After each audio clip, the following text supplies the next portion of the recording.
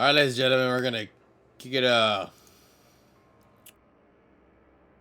So, on the last episode of the Abyssal Mishaps through the stars, we've had a faithful motley crew accept a mission to convince a very esteeming and rising entertainer, a magician of sorts, but magic is long gone. Very few, rare, either be it amazing or abominable. And not only that, as they met on Giannis and for his beauty and his majesty, they also met to contact Shady on the planet of Giannis, which is also Miwa's homeworld. Upon doing so, they managed to find a small little base of operations, and along with Shady and a few other people that they met, acquiring a few items, doing a bit of shopping, they found the club that they have to go and infiltrate, find a contact, and their objective. Along the way, Heinrich also witnessed someone from the shippers, the old mafia that he used to be in, entered the place. It was heavily guarded. So from what it looks like, it's a huge, almost like a warehouse, but there's nothing set yet. Of course, with several buildings along the side. Along with the little altercation that happened in the waiting line, Miwa, who was about to be under stress, was saved by Kerchak, who displayed his raw muscle and flexing capabilities, and became friends with another creature that the party was not familiar with. Their muscles.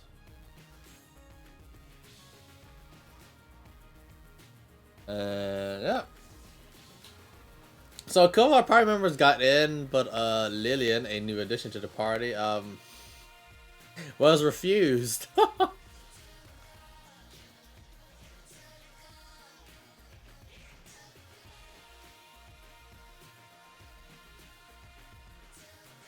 You're week after week.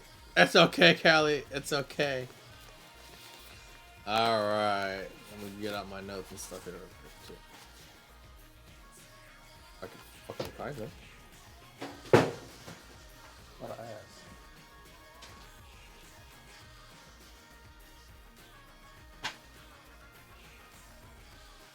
Well, since I have a set around time on the weekends now, I can probably play D&D PD. Oz again.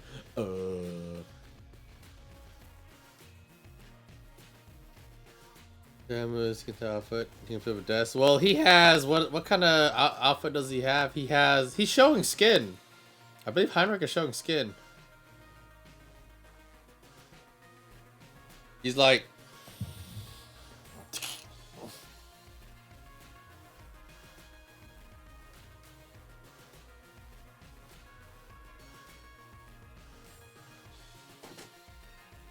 I told him like that's the only way he could get in. So that is literally what's happening. I'm playing a suit with his chest open. Lillian is not showing any skin. Because the orcs were saying skin.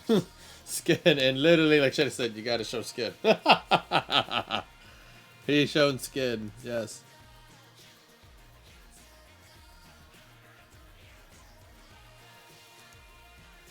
That's literally the deal breaker. Because Kayla is very scantily clad. And so is Miwa. I mean, unless you guys remember the whole, like, thing that happened. Possibly Typhon if you're awake. So, to reenact what happened last. Let me see if I can find the goddamn thing. Oh no, I hit the wrong button. Fuck. There we go. I was like, fuck my life. Okay. No, that's not that one. Where's that? So to top it all off, so Lillian was refused at the door unless she shows skin or something. So, whoop, end of the line. Whereas with Colonel Striker, played by Vovos outside, along with George Harkin, also played by Crazy, and Jameson Fox is at the home base. Yo, Slajan, what's up? So Heinrich, he puts away his security stuff. So as you guys are going in, those who did get in, you guys get a bracelet latched onto your wrist as a sign that you're part of the club. You got in, you paid your fee and all that stuff. Yeah, Giannis. And Giannis is over here. Also, ladies and gentlemen, in the future, I will be doing. Sometimes viewer's choice will be rearranged with some bro dates. So, actually, I think this upcoming Friday, I will probably do a bro date with Petey. But he might be doing Thanksgiving stuff. Thanksgiving is on the 24th, the day after, 25th. Hopefully we can do something. I'll talk about it with him. On the 2nd of December, which is a Friday, I will be doing Helldivers with Callie and Oz. If Callie's asleep that day or not there, then we're going to be doing Divinity Original Sin Enhanced Edition. So look forward to that, because either way, either game, we're going to fucking die or do some stupid shit. Alright, anywho, so Caleb being one of the first few people to like get in easily. Of course, the orcs didn't understand what the hell what they were looking at. Heinrich, on the other hand, had to like solemnly give up his security baton, his stun batons and stuff. I got a cigar, which is really fucking expensive due to Caleb's persuasion. Though Miwa, so here's what happened with when me was about to be harassed. This is what happened. I guess you could say this is a good portraying of it. So as these two orcs are trying to get up on her, Kerchak pops out. Of course, that you guys didn't know that weird sound happened when you guys landed in the port and left the ship, and it happened again, but no one bothered to look, and it was really, really loud.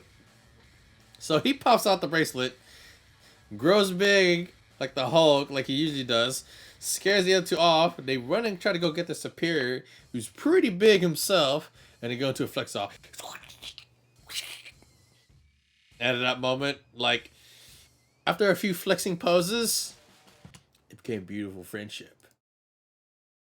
It was amazing. They just stopped, stared.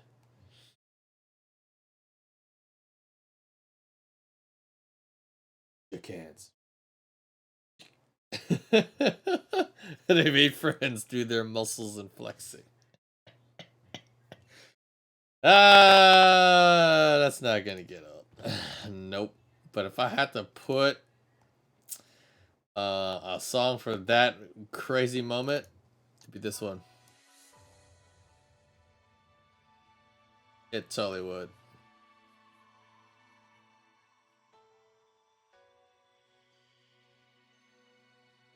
Be like mother ass.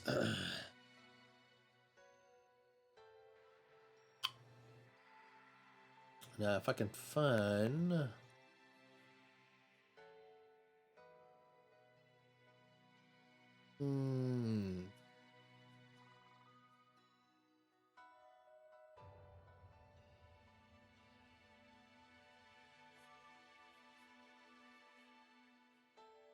But buddies, what's up, Rothos?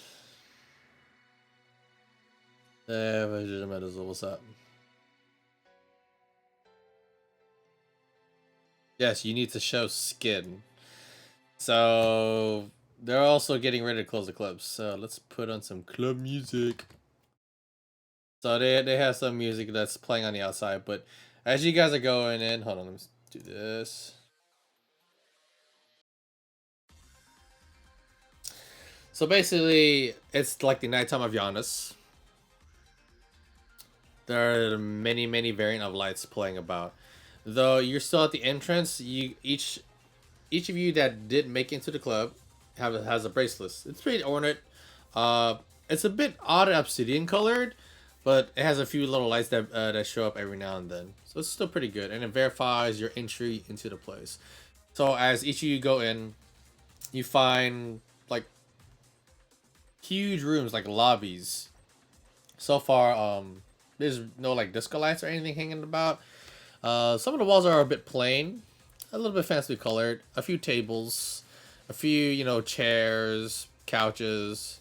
Nothing much yet. There's a few of like serfs milling about. Some drones you see they'll fly through the air or walk on the ground. That's a few drinks. So you're still at the like foyer. You're not in the club yet. So, but when you look at this part of this weird ornate like painting, it has a timer on it, and it's ticking down.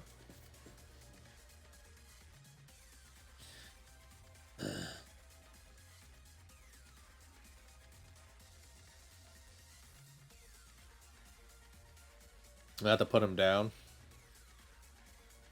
All right, Bubble tase him. You want to look out for a security camera instead? Okay.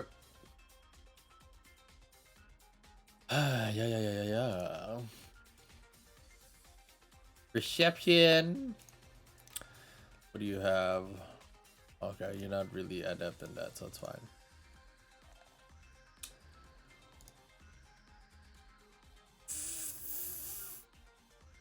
Fuck. Okay, well, you got 10. You rolled a fucking 6. Alright, so Kayla, from what you can gather, change. So, apparently I had a request to play some certain things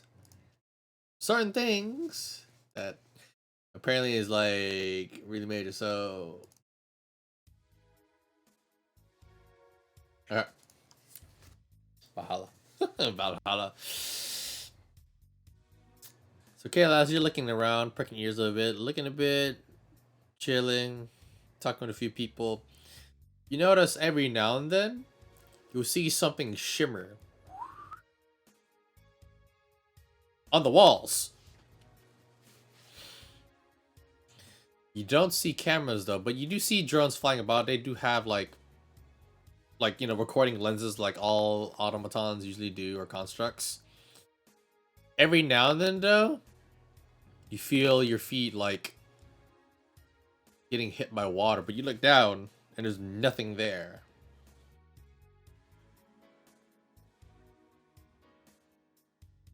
About the painting and the timer? No, you can always ask a patron. No, not a patron, or like an employee and whatnot. Maybe a patron might know. Or do you want to look at, or do you want to just study the painting? Or do you want to roll like a tech roll to see what it may count down to? So like, you can always ask around, or use your perception, or you can use like some tech rolls to figure it out. Don't. Yeah, Callie, he fucked himself by playing the waifu game.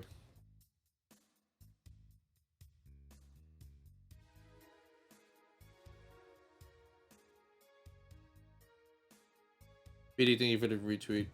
I love you, man. Thanks, everybody. You mean no well to me. Ah!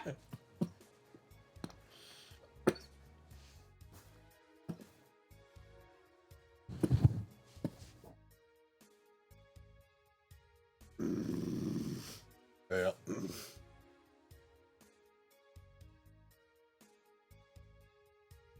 Alright, this will be post tech.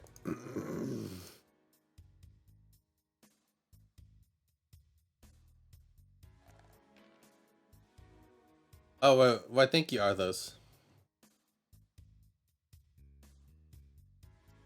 You rolled a 7. You rolled a 6 and a 1. Well, that's okay. At least you're trained in it. From what you can tell, Miwa, this technology is unfamiliar to you. You do recognize some of it is a few bits here and there of Giannis's technology. Giannis technology is on its way to a technology 5 planet, and you know that it will definitely hit up to like even beyond, but you're not too sure. It's pretty neat. As for the timer, it's connected to something, but you're not familiar with it. The painting itself, it's definitely not traditionally made. It has bits and pieces of like material you're not too familiar with. Though it's on up high, the paint and colors itself seem to slowly meld and change and shift every now and then.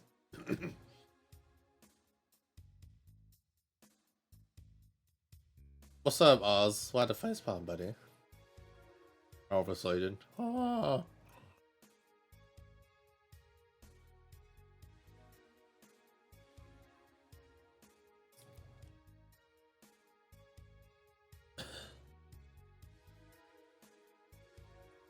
Alright. So what else is everyone gonna be doing?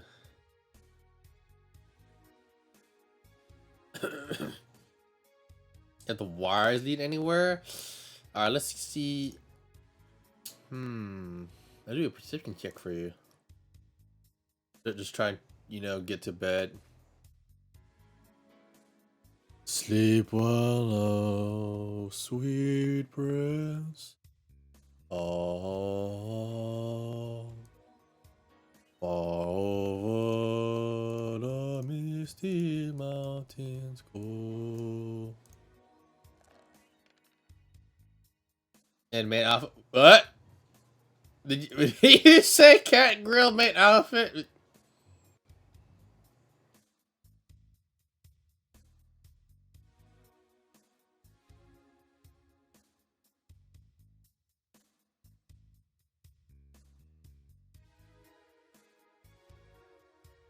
Click and save.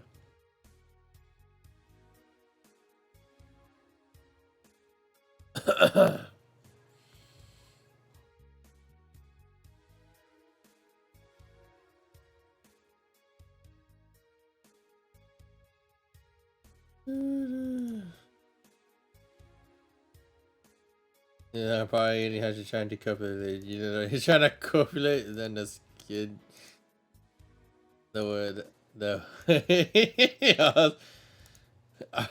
sleep was. Yes. Well, the thing is, it's about the nighttime of Giannis. It's gonna be a long stretch of running and being lucky. Are you ready to try this? Or you may just end up staying outside with Kronos and Harkin. I was I was on the whole thing with Shamu. I'm so sorry, Callie. I'm just like I'm sorry. That shocked my brain. I'm sorry, dude. I'm just like what? So I'm trying to figure out what's the theme of the evening since he's okay. I'm just so sorry. That fucking hurt my brain. It's basically you gotta do a culture roll. Hold on, let me. You are not of Giannis, so it's gonna be a culture roll. So you're gonna be based off of int. Okay, I'll do this. You roll a 5 and 1. The themes of Giannis are ever changing. That is what you can depict, but you're not too familiar. But a lot of the customers here, they seem pretty normal. They're really relaxed. They're having a good chat and talk. No one's going really crazy around bongshes or trying to hump someone else's leg. But a lot of them are showing a lot of skin, or very risque. That looks like it's almost about to fall off, but it's clung to the body pretty well. Maybe that's usually a thing. You can always ask the guard, did you want to do that, Callie? And he's able. Hey, Phil.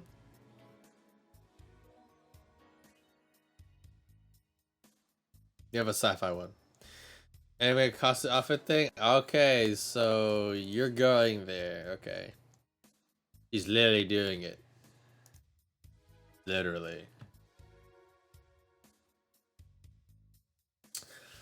Alright, so mind you, while this is happening, while they're in the club, Shamu, the doors are going to be closing soon enough, but it depends, or they're going to be pretty strict about it, so it's going to be a luck roll.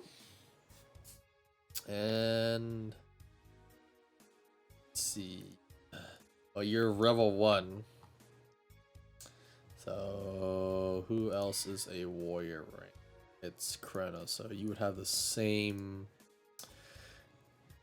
saving throw. So it's okay.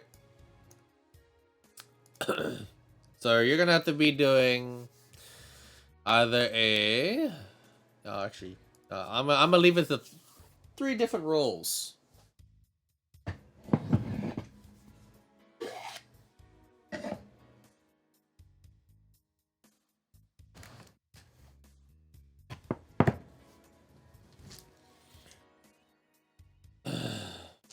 Get off. Okay. So you go over to one of the guards. This was a lot more broad-shouldered orc. He wasn't at the line that you guys are at. There you go. What are you doing? Stay in club. That's what he's doing.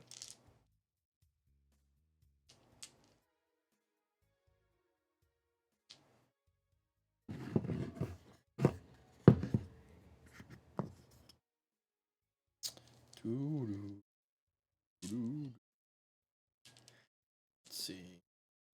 I think it should be in.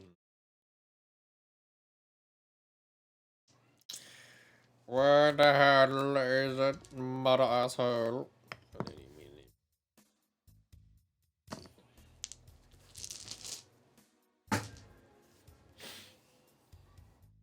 That's correct, as Vol said, for shizzle.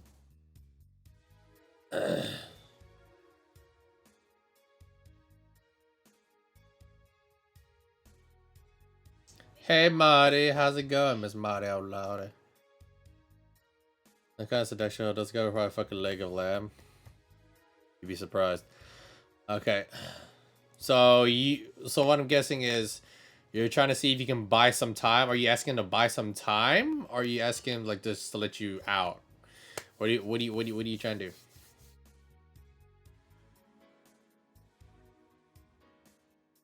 And no, Lillian, it's not necessarily the red light district. There are no brothels when you were around here and stuff and whatnot. But it is an entertainment area, but there's nothing like a brothel. But you do see like clubs and restaurants and whatnot. But don't forget to welcome each other. Thank you, Kathleen, Valero, and Serena for a great welcome. Remember, guys, it's always good to say hi, welcome, or some people off for the night. To those that come to the stream or leave the stream. Makes it a great place, and it also continues our growth.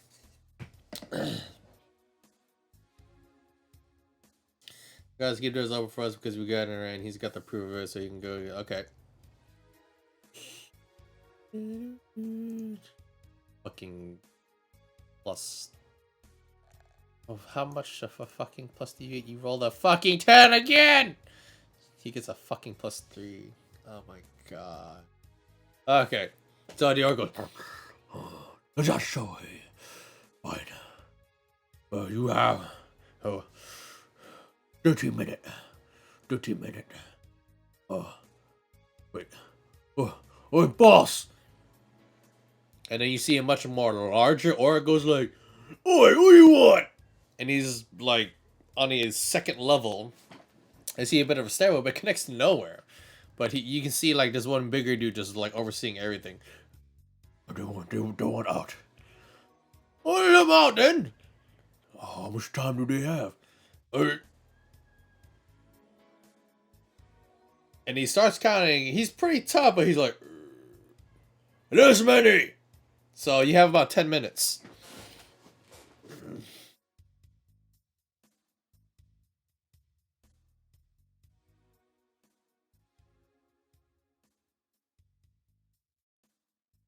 You can stay in the club, Heinrich. That's fine. I know Miwa's still in too. So, wait, did I roll a perception check for Miwa? Okay, so Miwa, you rolled a 4. No, you don't know where the wires are connected to and whatnot. Uh, can I explain to you what the other people look like? Well, there are several humans, different elves, dragonborn, dwarves, races of all kinds, and some that you never encountered before. But all they're wearing different outfits. That's for sure, Heinrich. And as you're usually like your first thought was I need to find the guy from the shippers. He's not there. You don't find him.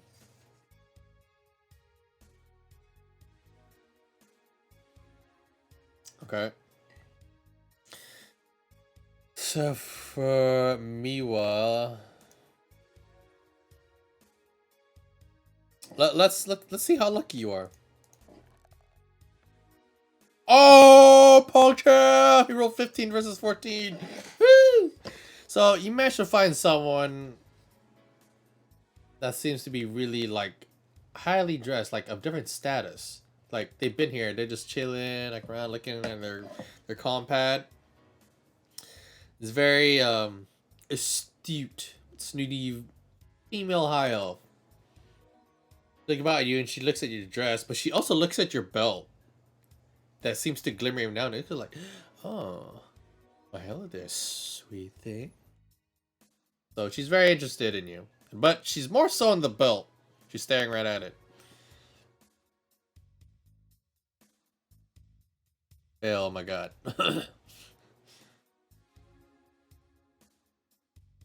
Alright, so you guys go and get some technical outfits. Ah! Oh, 2 off the number. I see. I'm gonna do this for kicks.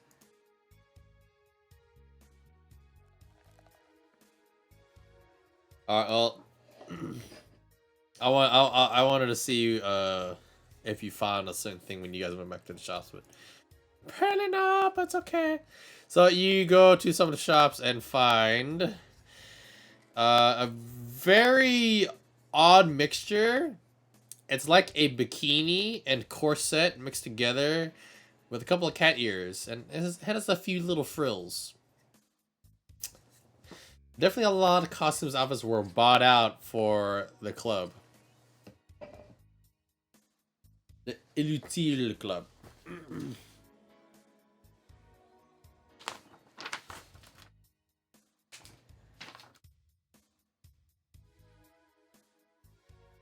Are you on the service? Oh, god damn it, Phil. Sure, you can be a stripper. God damn it.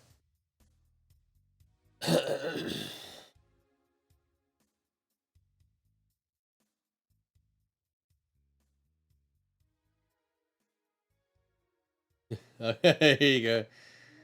Bikini corset thing. A bustier. Sure, whatever you want. Go. Wait, how do you know that?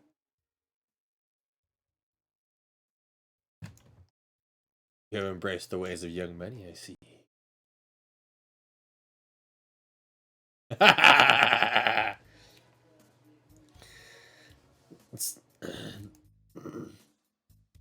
Alright, so you guys rush back in. And also, Heinrich, you see that the timer on the painting ticking down. It's going from like 5 minutes all the way down like to 0, but it's going at a pretty quick rate. He's naked. He loves his job. Stopped already? Okay, sure.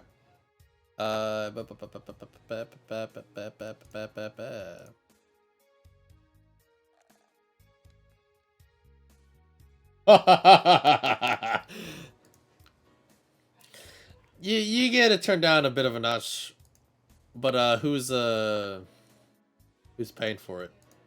What do you do with your armor? Chrono Striker is waiting aside. You can just give it to him. He's just chilling. He's out there with Harkin just watching. See what's gonna happen. In the case she gets bad, you guys call them in. They run in there.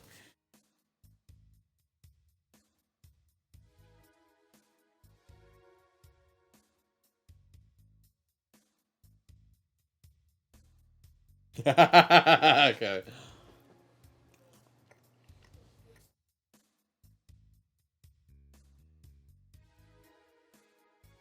You're fine. Okay. So you managed to So who's paying for it again? Probably you paying for it? Or is it Shaman?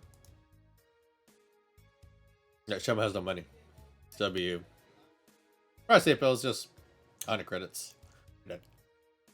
So you do manage to get assisted persuasion on it, so you're fine. Alright. So you guys manage to head back into the club as quick as you can. Is that? Alright, so understand go you snap your fingers up to your face about the painting? Okay. Let's see you roll a persuasion on that, Miwa. And you're not trained in that.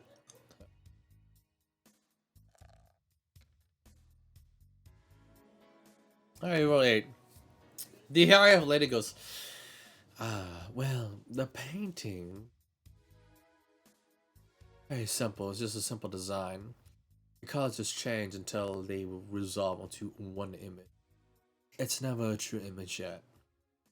Whatever image pops open, that is the style, what will happen tonight. Not so more the theme, but sometimes it could be even be a destination.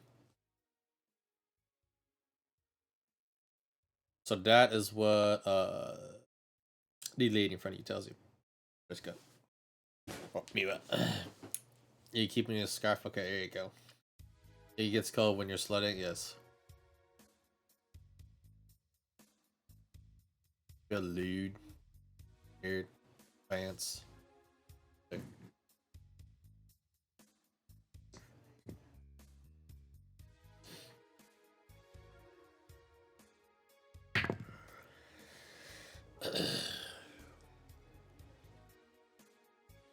Well, no, the colors of the painting are changing, but at random, Miwa.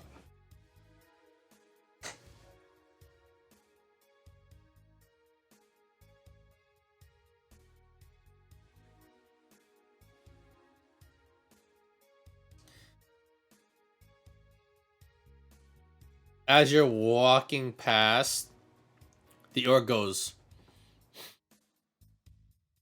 "Huh?" Like he smells you and goes, "Huh?" But then like smells the lady and goes, "Hmm." And of course he looks at all the other orcs and then they make like these hand gestures. They point towards the cat-eared guy or it woman they don't know, and then they point towards the other cat ear person and they're like,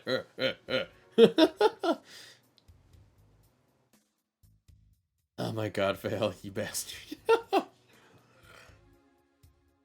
Yeah, like Diva's like winky face voice thingy is in my head now.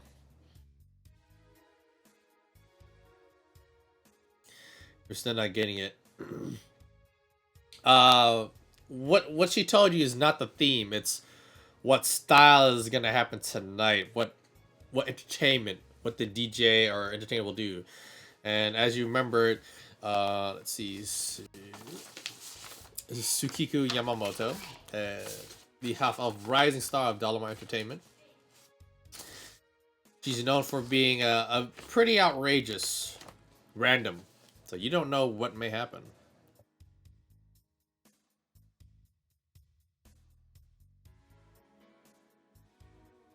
Every now and then, Dylan, you hear the snorts and voices of like the orcs go like, "Oh, you then."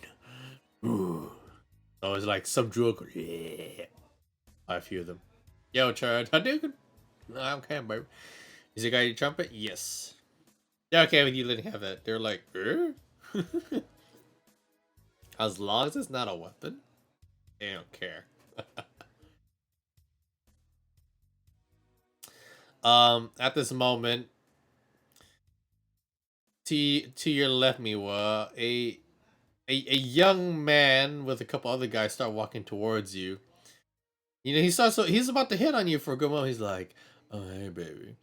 The moment he gets about like almost about 5 feet, and he's reaching out, and the moment like he's like about to touch your shoulder, a big fist that just like obsidian and ornate just BAM hits him in the face. He's just on the ground. And the elf goes, oh, ooh, that's handy. And then, of course, the guys next to him go, oh. And they just grab him like, quick! So they start dragging him to the side. And they're trying to like slap him away. And they're like trying to get a drink and splash it on him.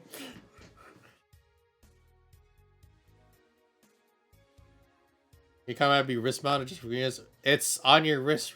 It can either be on your wrist or your neck. Or it can be a device. Well, if you wanted a wrist mounted one, you should have asked me first. But you're in the club, so it's too late. Is it me you're looking for? So, while that guy falls on the ground, so you hear a very curious fellow. He's a halfling, he's small. He goes to the guy's like, oh, hey, guy. You just got knocked the fuck out. And he just runs away. And the group of guys are like, shut up, Travis. Yes, the default's like a small tablet thingy. Hand size. Palm size. That's so naughty.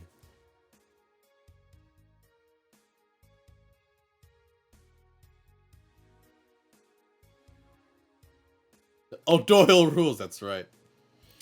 All right. Is there anything you guys want to do while you wait? Actually, hold on. Let me check the. Oh, this is 17. Okay. Max number. Okay. So what happens next is.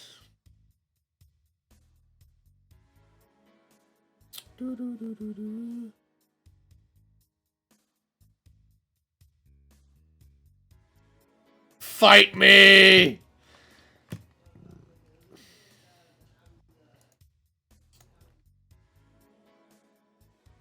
Hopefully the mixer's okay. Okay. So before I proceed, how's the music sound? Is it okay, guys? Volume, do I need to turn up a little bit louder? Or are you good? Knowledge of the scene.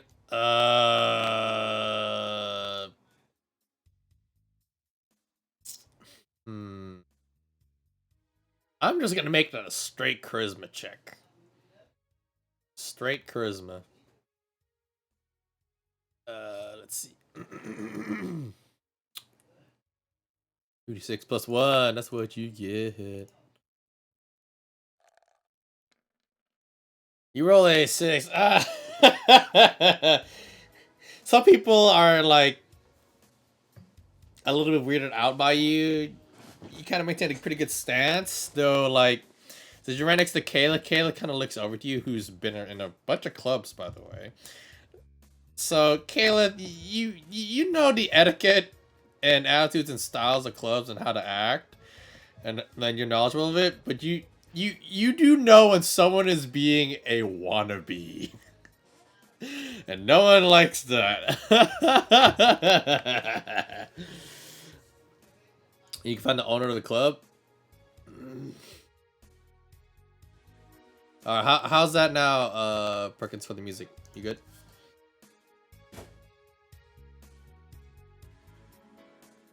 Alright, guys, how's that? Much better?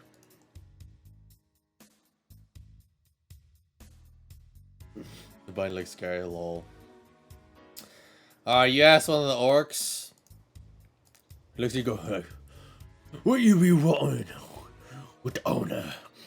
And then they shoot out some snot. Pigskin, heal me. You wannabe, Serena? I can agree with that. Boom, boom. I love it, don't worry. Fail it till you make it. Hey, isn't that like Fail's signature saying? Fail it till you make it, baby. Coca-Cola on your body, Fail.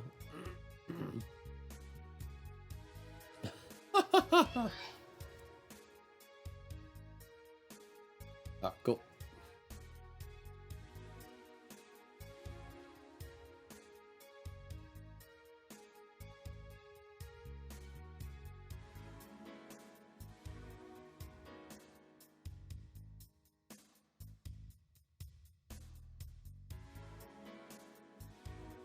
Clearly, this one has more stamina. I'm guessing this guy's a quick shot. You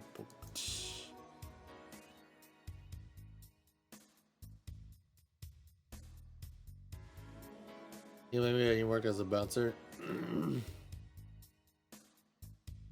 Okay, that's gonna be straight up persuasion. You have a -1 to charisma, but that's some pretty good ingenuity. I'll give you +1 to that. So break even. Roll that dice. Oh fuck, 9.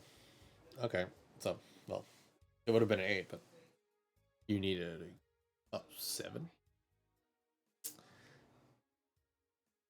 Walking CC low. Can't be a horror without enough stamina.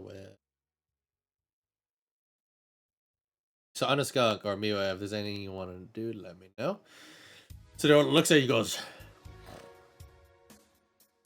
And let's see. Oh, the luck roll, my man. Yes. Wow. Big boss over there has been looking for a few bit of a little bit of you music people. But security helps too. If you want, you can get your baton back. And he gestures over to the box. But if you be security, you can't take all the drinks and the dance. You gotta work like the rest of us. You get your breaks. But you wanna work for just a day, you can work a little something out. Depends what you want as payment. You either want credits, or are you looking for other favors? You can talk about that with the big boss later. The other boss. And he gestures towards the much bigger orc. Or he mentions over to the establisher of the club, but he basically points at the painting. But she continues to change its in different colors, and change of images of different creatures you haven't met either. Now I started taking pictures of like certain creatures and humanoids. But he also mentions, but if you also have anyone that can sing, and he spits more. And he goes, oh, a few female friends. It'd be pretty better, well. What's the average of the legal age drink? It depends on the planet and system. Yeah.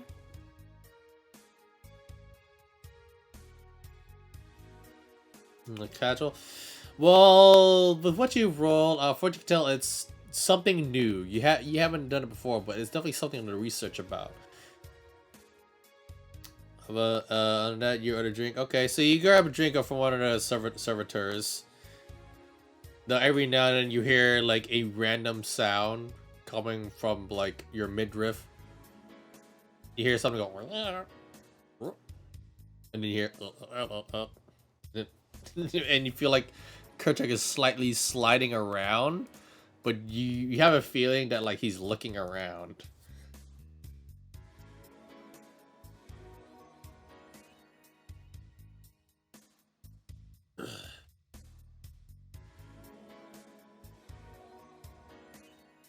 Okay.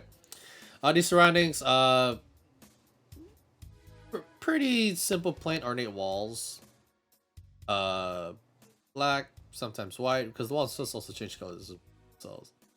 Is Kerchak drunk? You don't know. Because he hasn't drunk anything, or you haven't given him anything. Alright.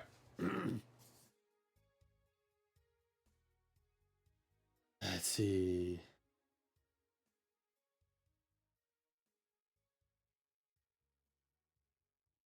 You have business properties they discuss it? Alright.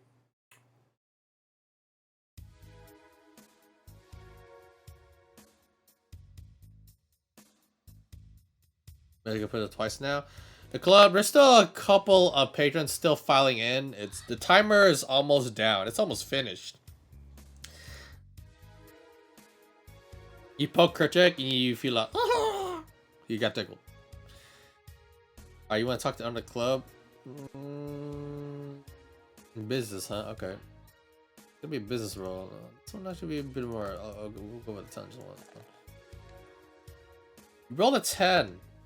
And Earl goes, "Oh, you can't see her right now. She's busy, and plus, he looks at the clock. Showtime's about to start soon." He gets your equipment, and he has it in his hand. "So you want it? You want work? You either playing your trumpet or you're being security. Which one is it gonna be, mate?" He's getting impatient now.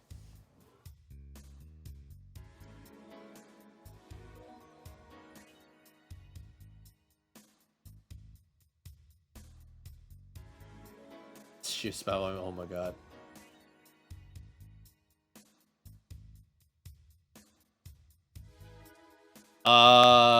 Your belt, Miwa. You ever watched the movie Flubber? Yeah. It's the belt and it's attached to you. A bit squiggly, moving around a bit. So though some of the patrons, they look at you suspicious or somewhat intrigued, but they're kind of afraid to get any closer to you.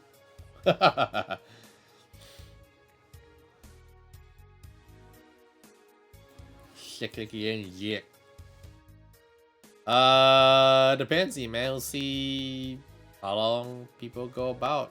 I mean, I have a lot of D&D stuff prepared, but if you need to sleep, go sleep.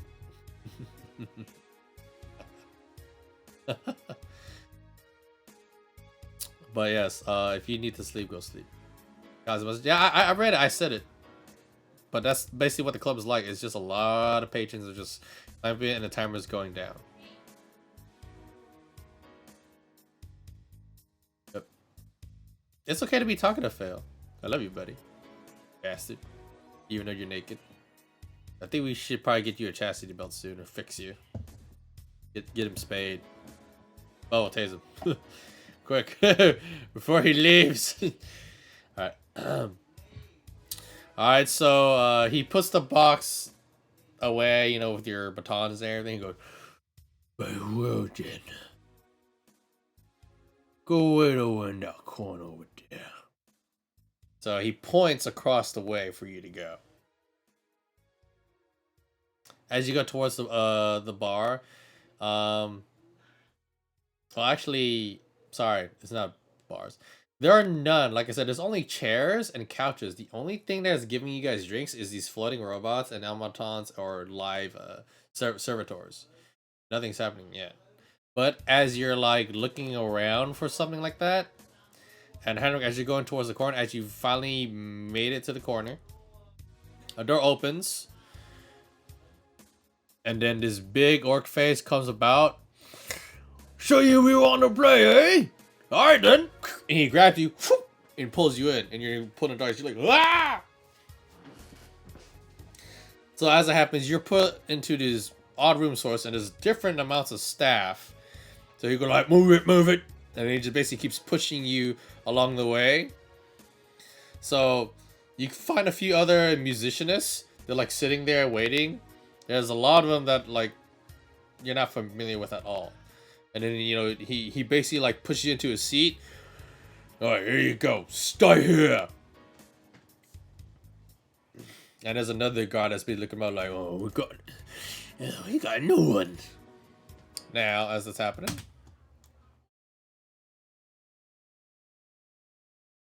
the lights dim down.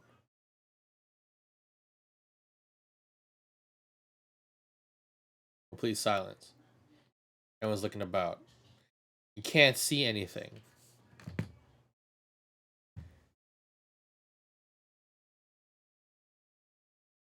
Feet, floor, wind, and water. But you scratch at it. Nothing's there. Feel the rumbling.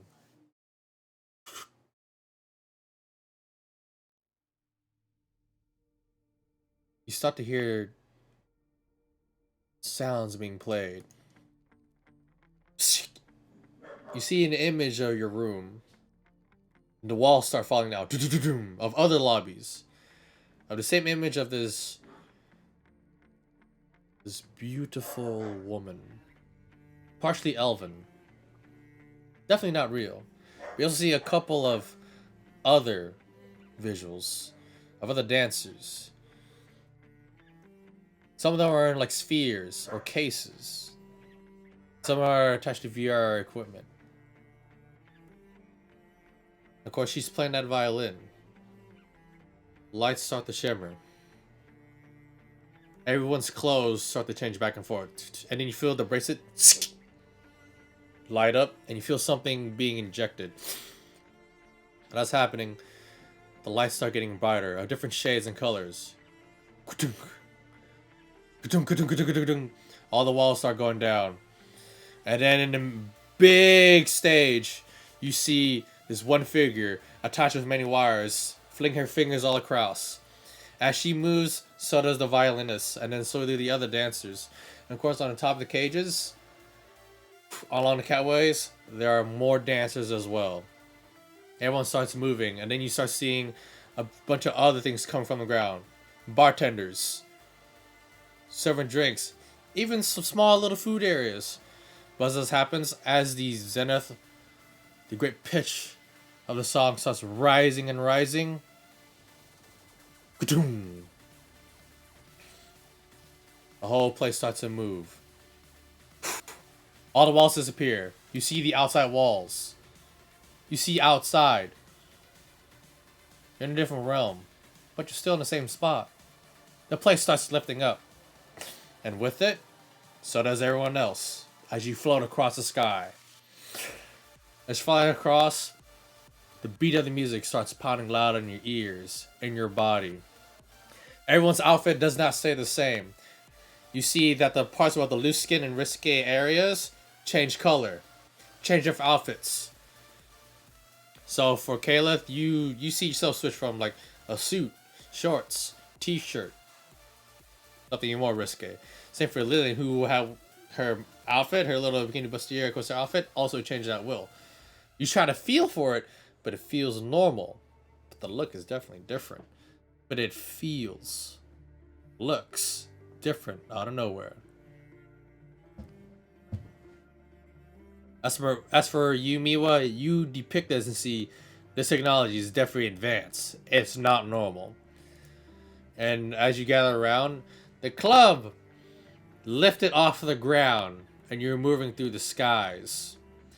Some of the buildings and rooms are interchanging and intertwining in many different ways. The painting itself is floating in midair, the timer already down. The painting, fully enclosed, just says, "Welcome to Elutil. Welcome to paradise and oblivion." As the painting itself collapses and spanning out of it, more musicians start popping on. Heinrich, the place where you're sitting, lights up, it closes, ka-tink. Darkness. And then you feel a surge of light up, and you're on stage, and you see everyone down below you. Kronos, from the outside, you see the club itself, like a huge block of an area for at least 5 to 10 miles lifted up. And you start seeing it starting to fly away. They all are of different buildings, and they all start ka-ting, ka-ting, joining together. You're about to be left behind.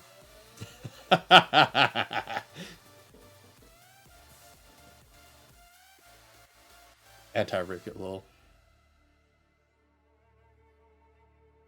Love. The other musicians, they just don't really care about you, Harry. They're just like, nodding heads. But yeah. So that's part of that. Now, let me check.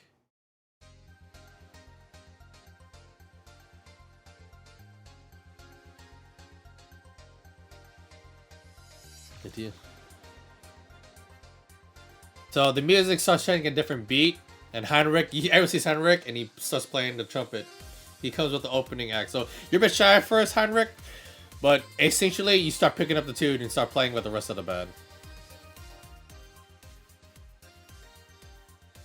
So a lot of people see you, but from down below, your party members may have a chance to see you if it's you.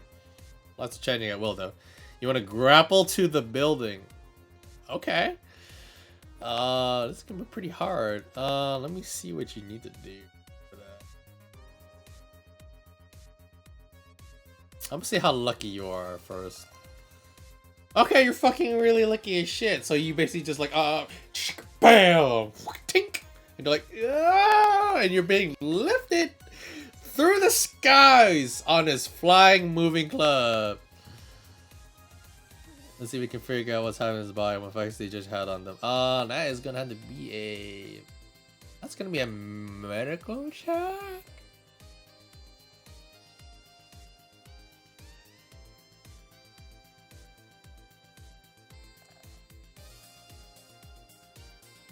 That's all good, Slajan. You'll slowly get it, buddy. Over our playing this. You rolled a 3. You're not sure what the injection does, but you don't feel like nauseated or the date rape drip. You don't feel like junkied up or anything. It seems to enhance something within your vision, that's for sure.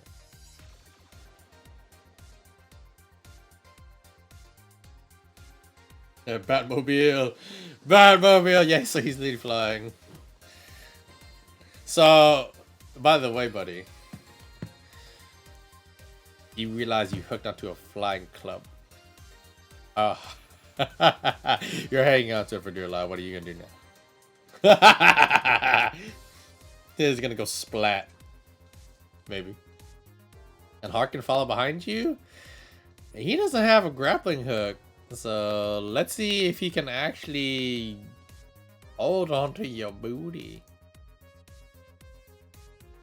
Alright, let's see how lucky he is. So he also has to make a 13. I'll say that you can start climbing up to the club, but it's gonna be he rolls a 1! No, he ain't. Nope. You need her even a little sexy sex man like. Oh god. This should be some sort of experience and knowledge check. Well, with this kind of medicine is different, but let's roll culture. Let's see, what would be a club roll? We'll do a 2d6. I'll give you a +1 on that, so I'll give you +2 in total.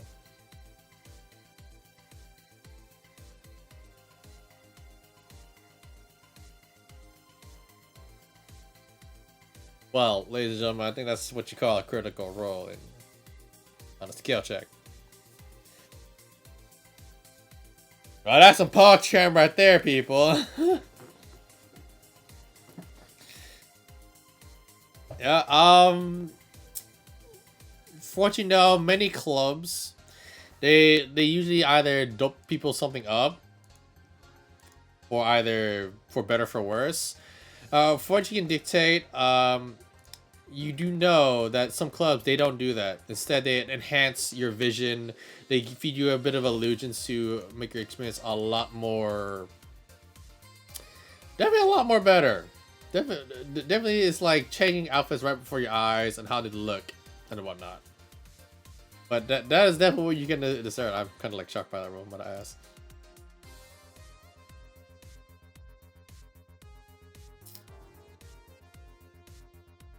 Let's see.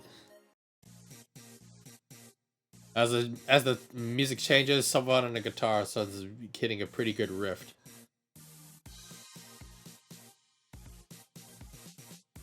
That art dudes. Oh. Well, the thing is, it is a read on it, but I'm sure. Was giving her a bracelet when she entered. Oh, I forgot about that. Okay, well. She has a bracelet. There we go. You try to extract orc dudes? Alright, well, you got a pretty good persuasion roll regardless on that one time. So, okay, so she managed to make it in without the bracelet, so she doesn't feel or see this. I mean, that's up to you guys. Like, I could recon it where she can have it, Like, did you not want to have it, Callie? That's up to you. You did have a pretty good roll.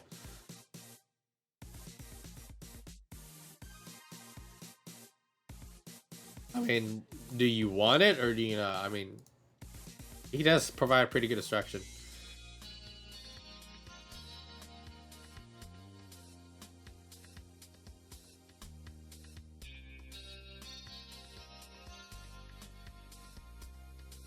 You want to text while you're flying high in the sky?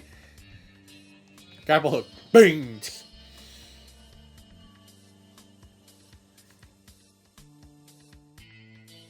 He's like trying to grab for the like. Don't text and climb, bro.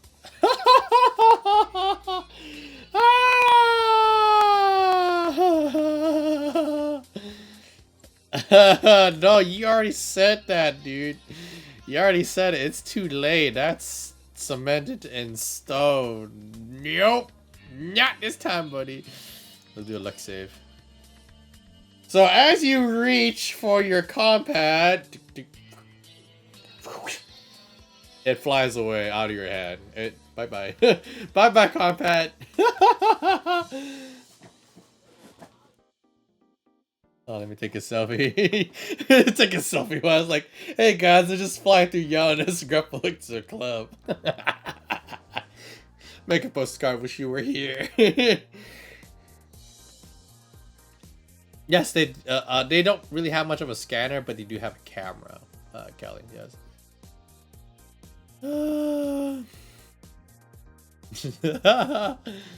There goes some 100 odd credits. You see that combat? About that. God fucking damn it. Matt Damon.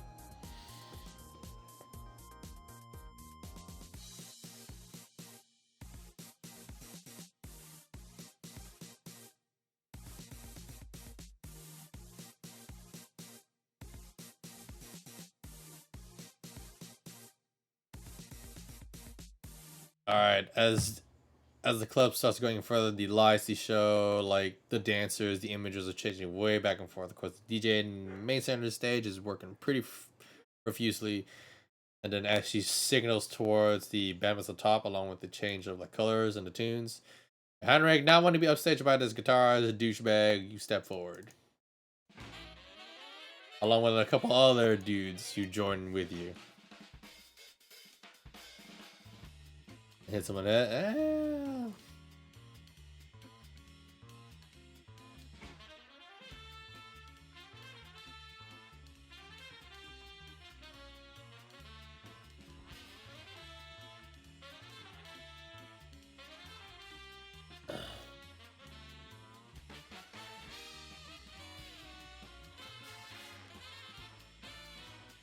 You want to take pictures? Okay, so you take the pictures, Callie. Callie. Definitely you do see the parts of Giannis that should not be around since you were in a building, but definitely what you can depict that below you, the floor is walkable. You do see parts of it light up as people like traverse over it. So there is solid ground. You are flying, as a matter of fact. The technology is really advanced and not what you used to, especially even around Xanthcorp.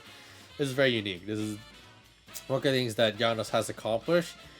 Yet, some of it is definitely not of Giannis's work. Something or someone else also took part in this.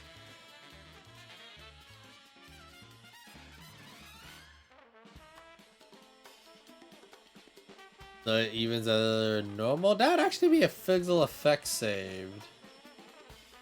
Okay, so you want to have the bracelet. Okay, so Lily has the bracelet. That is now canon. Let me check Cronus real quick.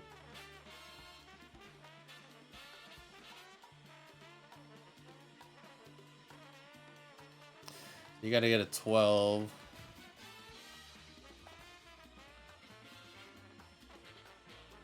Natural 20. So you do get hit with it, but it's not intoxicating you. It does have a mild effect on you. You do see a little bit of change of colors and whatnot every now and then, alphas, but you do see, like, you know, the illusory, the technology changes about a bit, but you do know that you can see the floor like when it lights up, when people traverse over, start walking or moving or dancing. So you're pretty alright. Oh god, fail.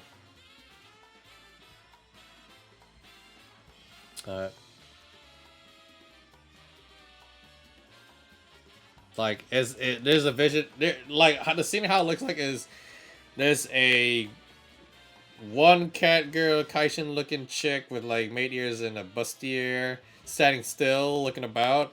Well, there's one that's like hopped up, legs wrapped around, just going doo doo doo doo doo doo doo. So it's kind of like Fireside.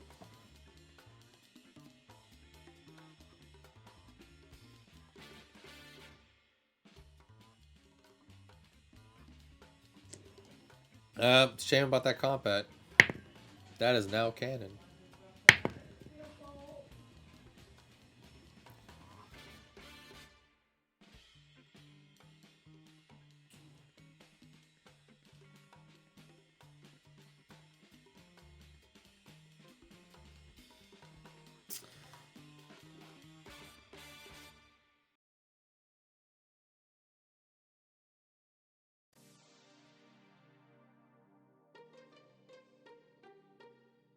Now the club has taken on a more slower, mild beat.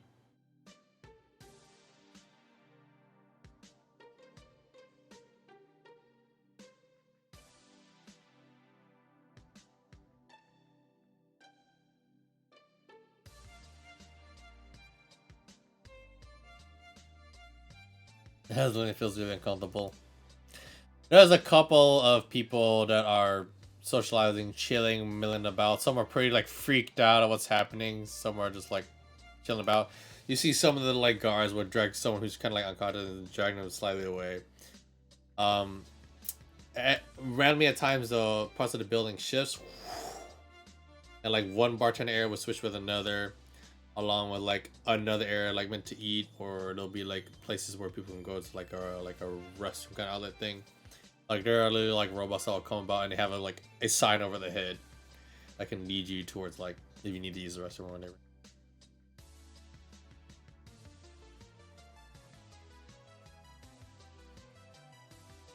What's up, crazy?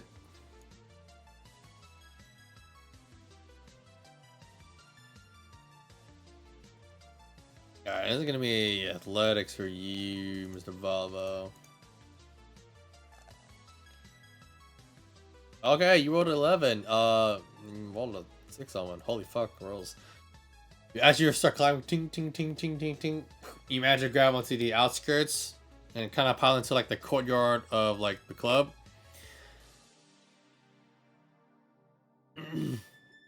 So you're on the outside of it. There's definitely no crazy like illusions on the outside, but as you go in the courtyard,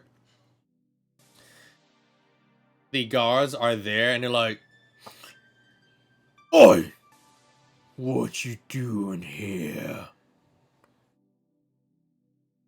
And there's like 6 of them, and they're looking right at you.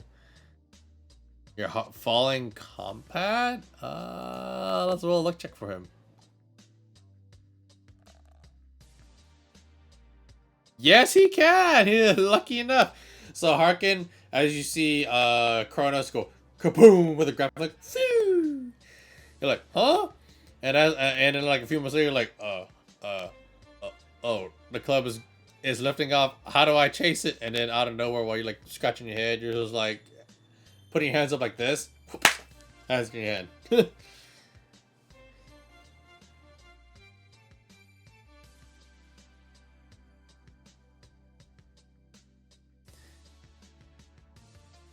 So it like right there, bam. So it's like kutunk land.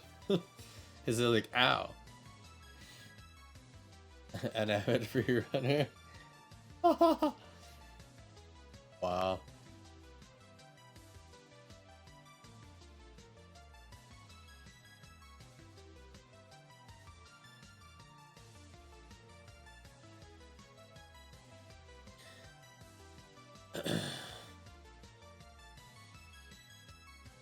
What will it be?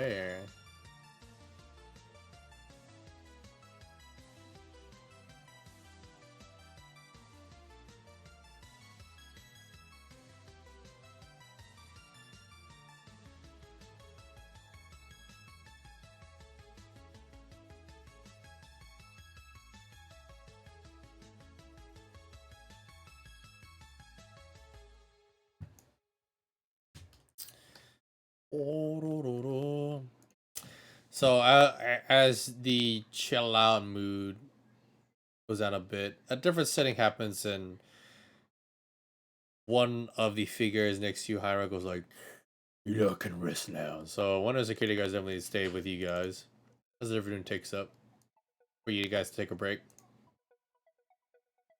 He's like, "Got it." So you have his compat. So you have you see the last message, and also accidentally a button hit.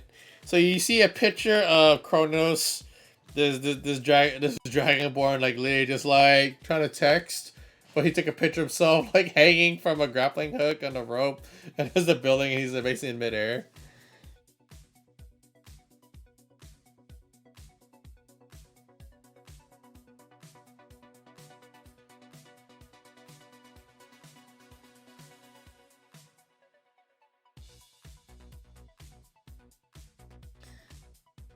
You like to figure out if there's some sort of jam or content filtering from communication and text messages.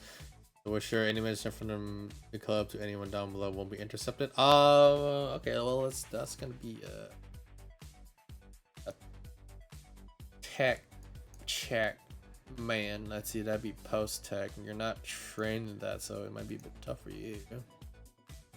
And you rolled a 9. If you take some time to rework your combat a little bit, then yes, you can do that.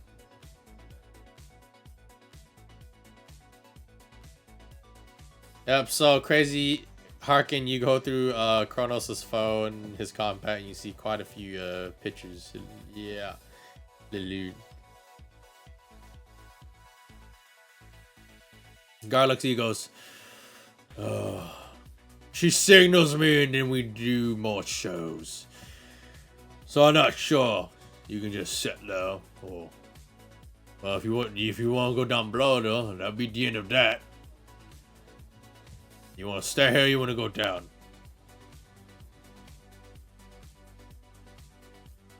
Hello, Shaman. Hey, E-Man is still awake, what the fuck?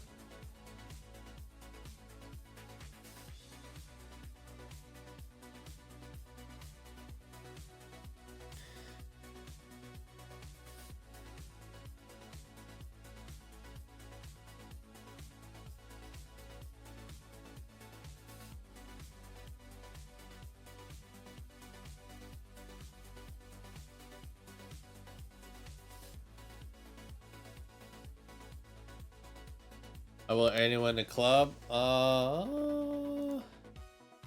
Yeah, that'd be let's do an int check. Int, straight up int. Plus ingenuity, creativity. I'll give you another one on that. Yeah, you got a 7. That's what you needed. But what you know, not all the messages will be intercepted, but there's a chance that something may leak.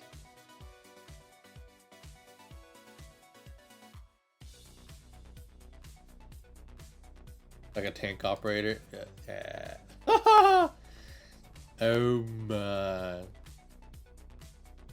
Playing Planet Coaster? Oh god, E-Man. Oh god.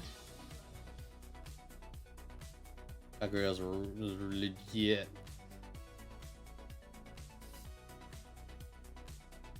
Get a nice butt. There you go.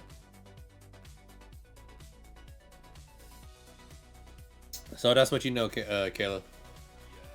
Dirk. Hey, guy. Thank you for the host, though. Honest's still awake. He didn't fall asleep to demon bit. Wait, does he want to seduce you? Did he say he wanted to seduce you? I don't know if he did. Happening, guy.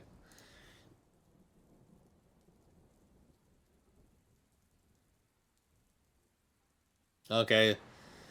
So Harkin, you see on your compad, this party rocks as fuck, but my aunt definitely hasn't shown up yet. Which Harkin, you're like aunt for a moment, but you're pretty sure that he means something. You'd ask for a seduction, or you legit what?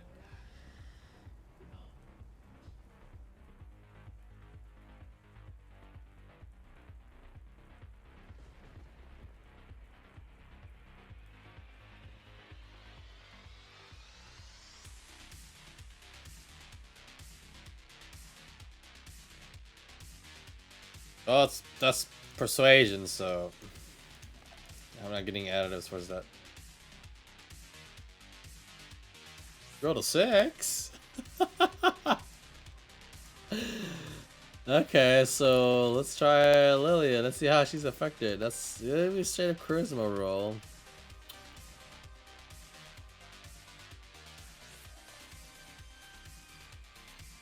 You got an 11. Ah! It wasn't meant to be. So the music has definitely changed. The DJ has stepped it up. The handbrake, you gonna stay where you're at or leave the area, but the orc definitely said that'll be the end of it. That means you're done. So the dancers have changed up the pace, moving ever quicker, ever fiercer. More of them even popped up, and the dancing on the ground has picked up a great pace. Even some of the catwalks that you definitely see every now and then are like little light bridges, light steps. The floor themselves start changing a luminescent, like white-blue color. And Hawkins like, that cat thing's weird.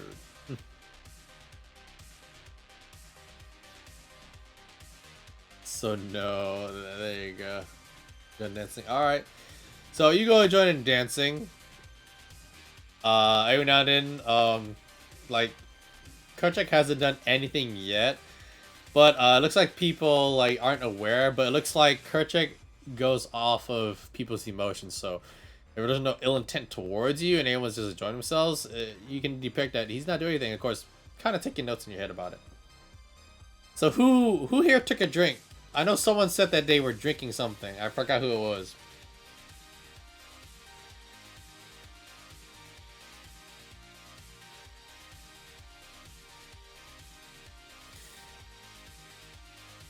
One of the orcs goes, "Oi, I just gotta ask." And looks at you, Hunter.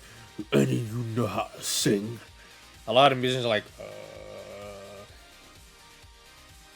"Oh, you were drinking? Oh, okay. Well,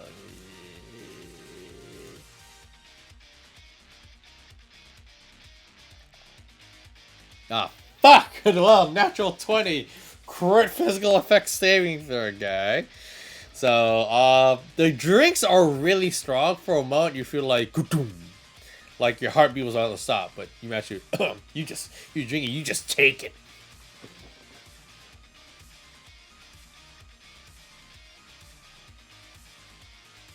The orc goes, looks at you, goes, "Oh, Gary Bright, what do you mean? Are you either singing or you're not? You broke." Oh.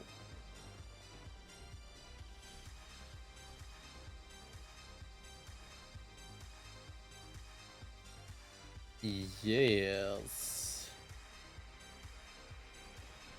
About. Take a shot, dude. Sure you can, man. Alright. You go, "Well then, you gonna be singing next, pig skin." That's what he's gonna be doing for you. Oh, no.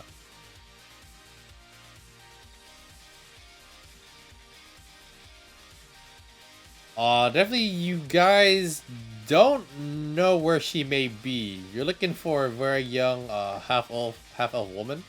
Black-haired, bright eyes that can shift between the green and blue color. There's a couple tattoos and marks on the face. Very beautiful, but the description for what you guys got in your dossier files, you don't see anyone with that description. So, as the moods start changing a bit different, so you start stepping up to play Heinrich as a lot of eyes are on you, and okay, this is gonna be roll to see what actually you get. So, you know what? I am gonna let you have a choice, good man. Let me get this. Let's see. We'll take that out. Take that out. One more.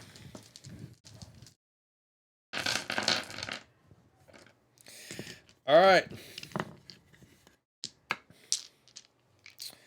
So you can either pick Death dice. Life. Glory. Or fate. Your choice, my good man. Your choice.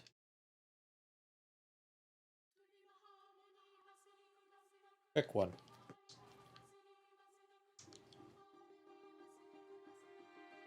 As the lights shine upon Heinrich and the musicians behind him. These guys are below, so Kayla, Lillian, everybody notices this. Glory, okay.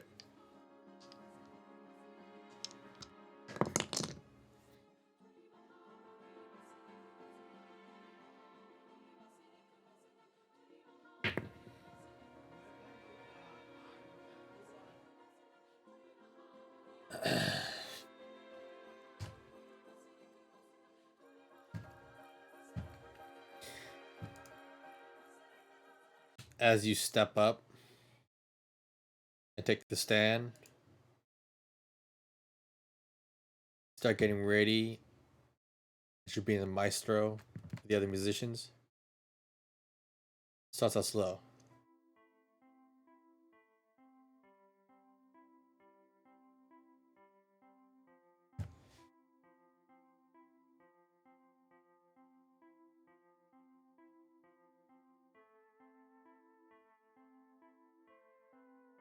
At this point, a lot of people are in trance. It's a different style, and of course, the DJ controlling the lights. Start changing lights a little bit, but then the DJ still keeps moving, but a different light shows up, and out steps from the body of the DJ. Is a half elf woman by features, long black hair, blue glowing eyes, and a tribal tattoo on one cheek. And she has like one arm basically right under like her bosom, and she's resting like her elbow on like a palm of her hand, just kind of like this. And she's looking with interest.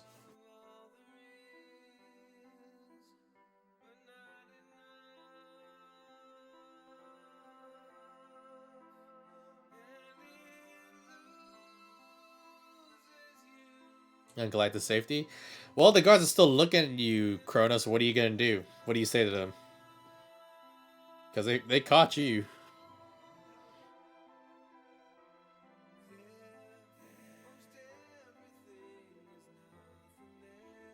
Uh, the drug effects itself, Kayla, that seems to have wore off, but the effects of the building are still in effect. The outfits themselves would change every now and then, so it's not as heavy as before. Yeah, you do. You rip it off while singing, and people are just like looking at you. So there's a lot of people that are staring at you. Yeah, macho man, yeah.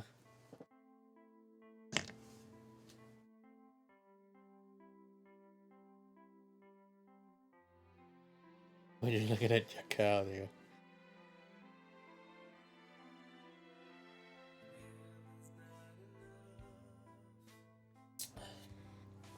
I know party. Everyone from the party sees you. Anyone down in the club, they see you. Motherfuckers in the club.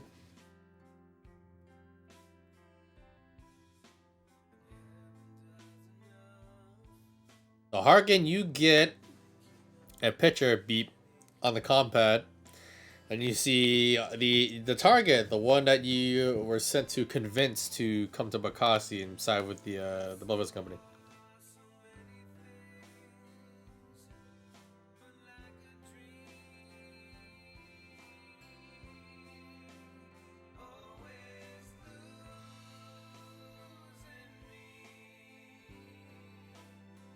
The Zenith starts getting quicker. Hyrek starts letting out a fierce serenade.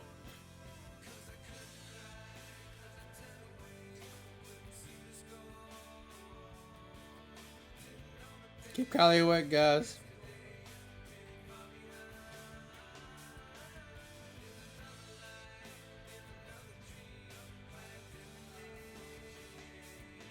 There you go.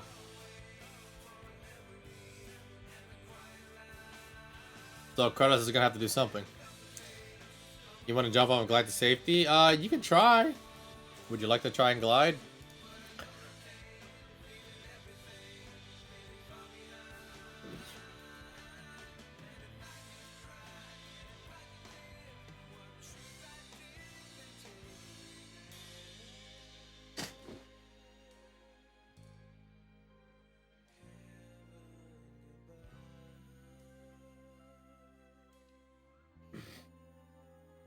As the song reaches its end, the image right next to the cybernetic illusory image of the DJ, the young woman, as you guys know, Tsukiko Yamamoto, vanishes inside of it.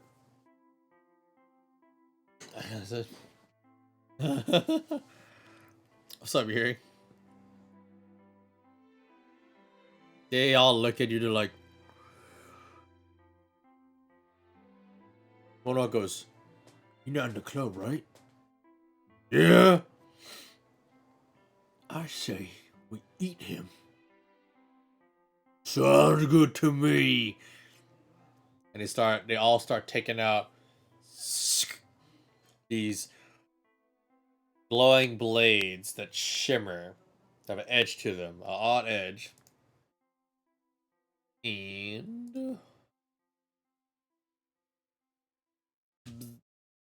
so as you take a break, hand rig with that great performance. So let's start taking out weapons. You all start walking towards you. So you're in this little box courtyard, but to your left, if you want, you can jump off and hopefully that you don't splat. So okay, so you go to jump off. You go to jump off. They're like, "Oi!" So you meant to go. I'll start gliding out. Oh. So you go around Caleb. They're like, patrons. They tell you that's Tsukiko Yamamoto, rising star of the Dollar Entertainment. Also, she's backed by several companies. A great entertainer. Also works with a great legend by the name of Oliver Upting. Now that she brings good luck in business wherever she goes. So Giannis has definitely been profiting with her presence, and they're trying to get her to stay. The Conus of Giannis. So the music picks up again. That one's back to crazy dancing. Lights are all about shocking each area. When I mean shocking, I mean when they hit a certain area of like the floor, or the wall, boom, sparks of colors light up. Like just like an animal being hit, but no harm is done. Definitely different light show happening. Alright, and Chrono just leaps the fuck out. He's like, "Fuck this shit, I'm out." Fool.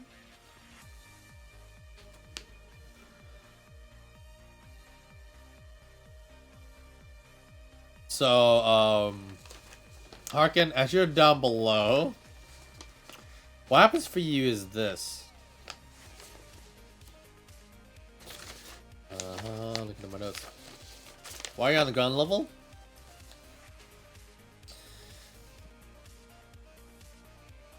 You see a couple of figures. One comes in a limousine, another one in an armored-looking van, then another one, and another one. They all get out of the vehicles and they start looking about, and they start pointing up to the sky. Looks like they're waiting for something. Hear this song? Apple was gorillas. Sure.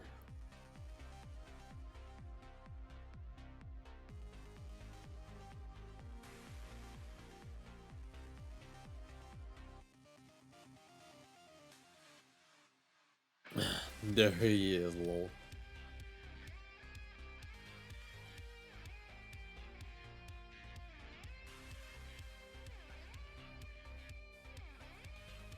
So, as this music's happening, by the way, which I forgot to mention, the orc goes over to Heinrich, goes, "Oi, boss wants to see you." "Well, you say you talking business? Well, go on then. So, you got the green light. You're not just healing. The orc is telling you that Big Boss gave him the signal. So this may be a good time for you, if you like, to probably grab Kaleth and Miwa and Lillian. So you take a picture of the fallen Kronos, and alright Kronos, so since you have the glide, let's see how lucky you are. Not as lucky as you would be. Not great on a physical save either. Alright, so if you say you managed to not hit the side of any flying vehicle or creature or building, you're letting down not the guys that you tumble and fall. As for your luck, well, as you tumble fall, basically harking, you see Bink as he hits like a tuff of like the ground itself. He kind of ricochets up, bing. And like right behind you is like some water, and he goes bam, and he hits, you know, that belly flop on like the flat of water. Yeah, that just happened, and you're just like, ooh, and he's knocked the fuck out. That hurt. Kind of high up. Thankfully though, you can definitely go and just go grab him real quick and just put a Lazarus patch. It'll be just fine.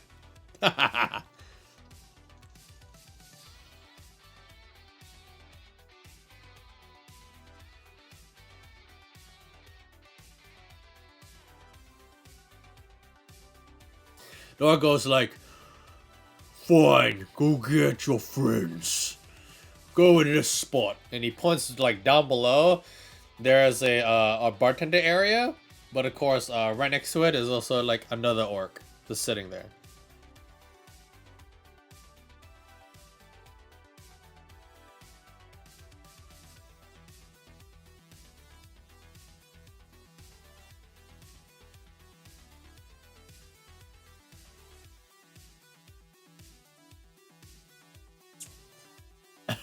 Caleb is just like, I'm being ignored.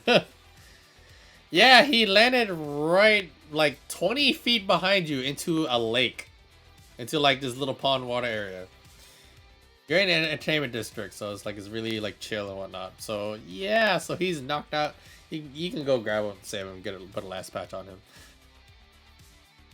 Alright, so Caleb, Miwa, and Lillian, you do encounter Heinrich, who's like trying to get you guys. So touchy-feely. Not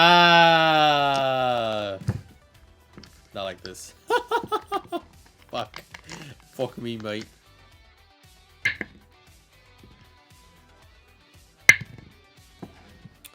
Oh wow, two the same number. Well, what do you know?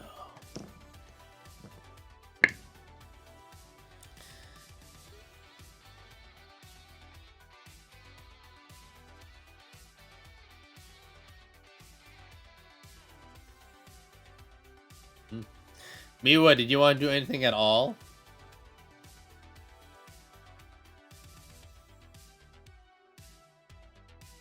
Okay.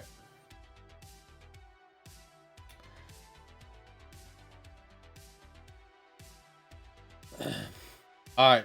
So Heinrich notifies you guys about what's happening. You guys want to go hang out with him?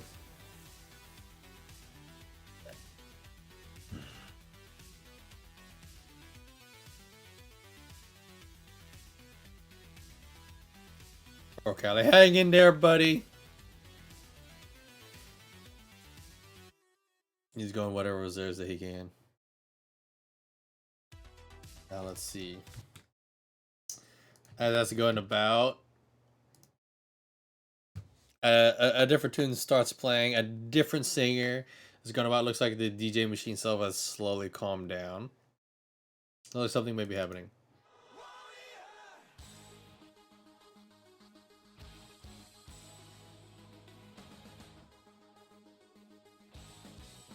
Yes, the drones are taking videos of what's happening, Caleb.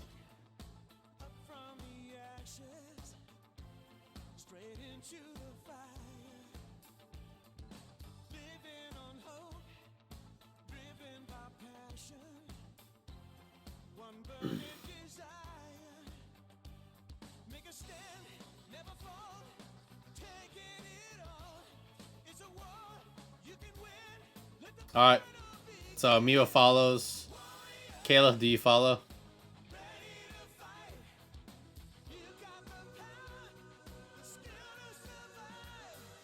As the Song of Warriors ringing about.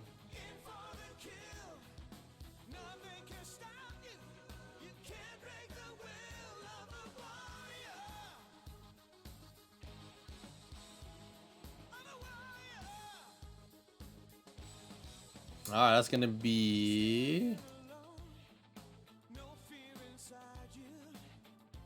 I'll be a security check, but you got the hacking tool, so that actually gives you like a pretty goddamn heavy set too, along with the other bar. Yeah. Alright, you hack it successfully. That's the 12 right there. You just go on the compad really, really fast. Alright, later, you have a go, man.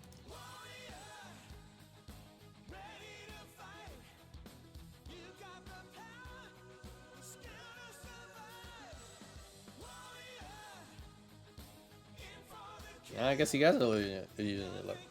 Alright, so Caleb, you get a bunch of like video feeds and photos and all that good shit. Yeah, you goddamn voyeuristic bastard. Alright, you're all good. Alright, so Cronus, you're just like, my body. And Harkin just looking after him while looking across the way of these like new figures and agents that popped out like not too far from you, right where the club would be.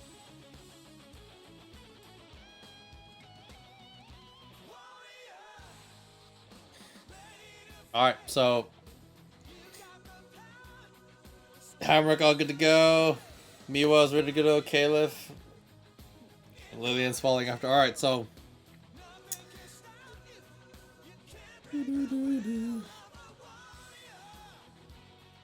so as that's happening, you guys are going towards like the bartender area, and of course like the orc, like the more like big boss, but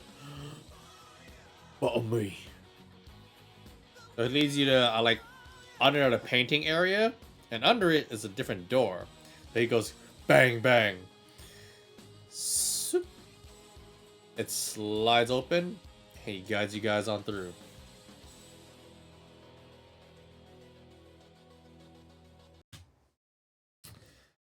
See, as he leads you guys through, the sound is definitely a lot more blocked off here. You definitely hear a lot of the boom sounds and the music on where you guys left off.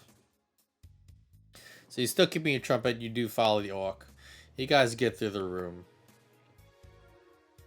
As you pass by, you find many different paintings, different art pieces, artifacts, costumes, different sorts of technology, and things you're not too familiar with. There's a lot of odd stuff here, and then one thing that really stands out is this piece of metal floating, almost like on a discus, on its own pedestal. It's floating, rotating itself right there.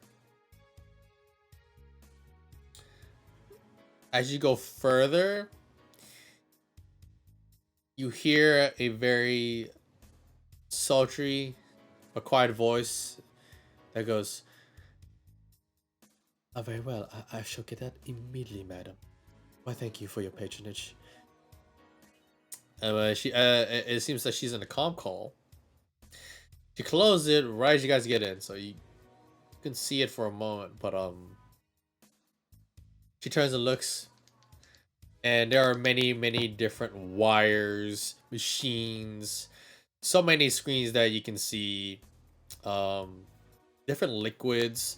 She's wired up to this whole thing like she's a big computer.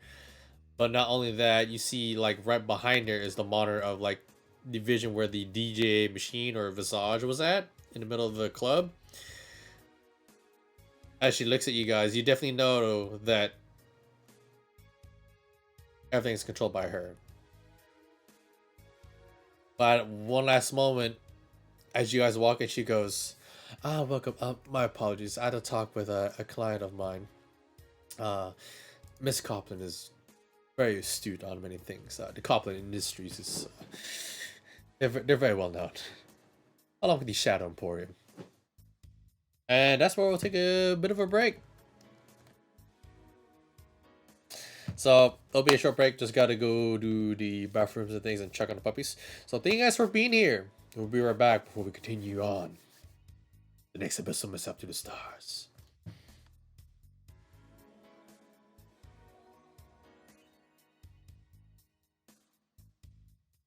We're back.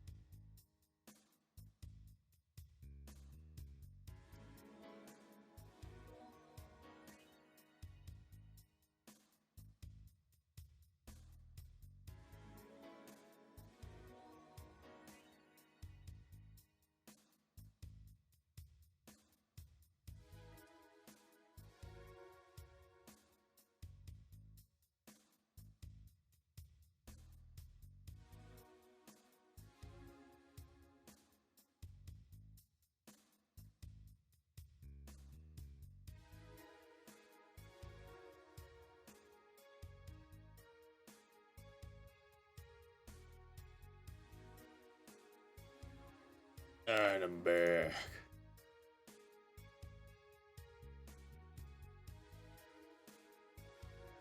Yeah.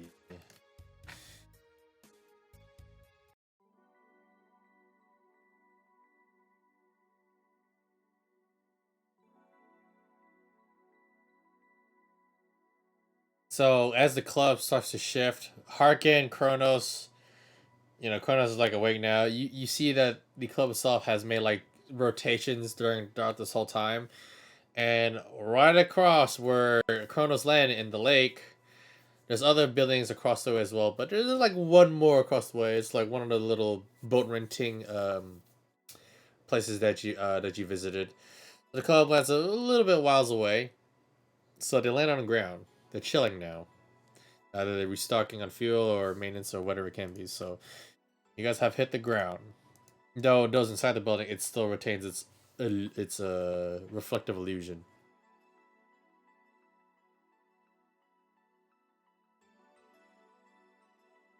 For a relationship. Graham of fetch frame is endgame. Oh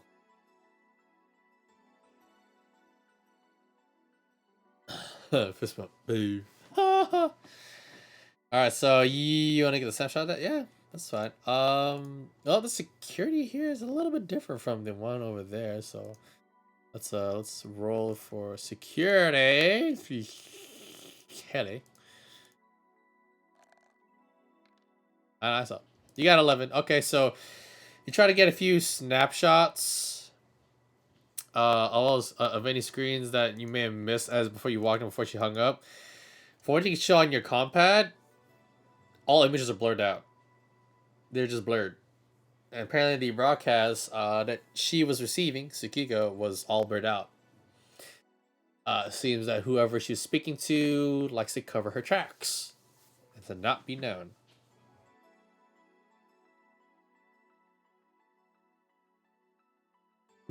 You can play pushes in the middle. It's just we're in the middle of a mission right now. Like when the middle of a mission happens, it's kind of hard to, especially when you're trying to keep things canon.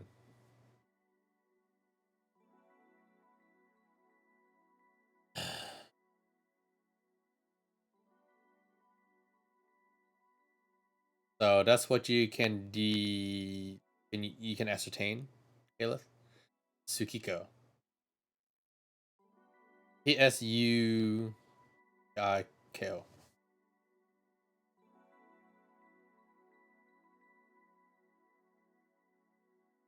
Yes, there's a lot of good rolls tonight. Your brain farting? Yep, that's her name. Tsukiko Yamamoto, which you see right in front of you. And of course, the image fits the dossier when you guys were briefed by Shady and whatnot.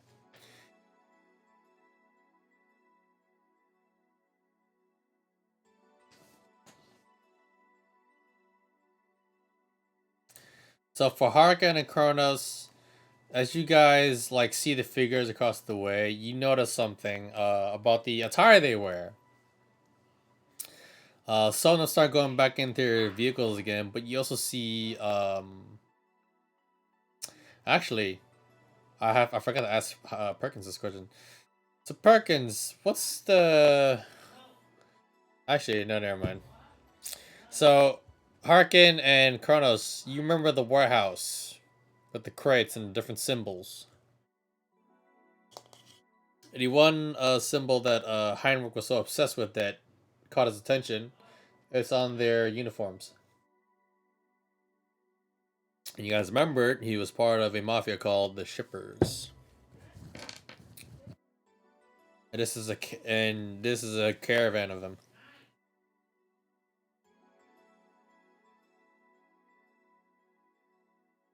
Ah, she's famous. She's very well known. Shigeko is very well known.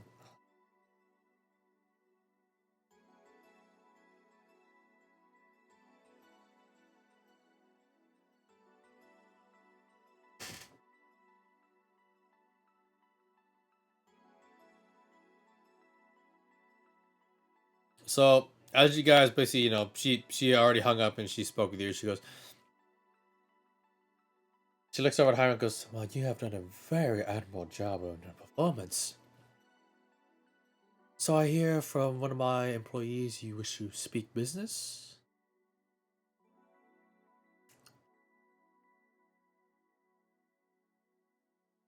Yes, Arthos. The symbol, do you heed the call?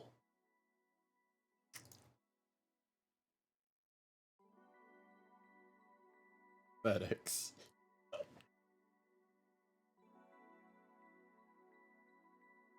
Alright, so she nods her head, she goes, "Continue." She looks at Lee with a pensive stare. The big orc just cracking his neck. He's just standing there looking at you guys. Yo, that's Arthos? Oh, nice.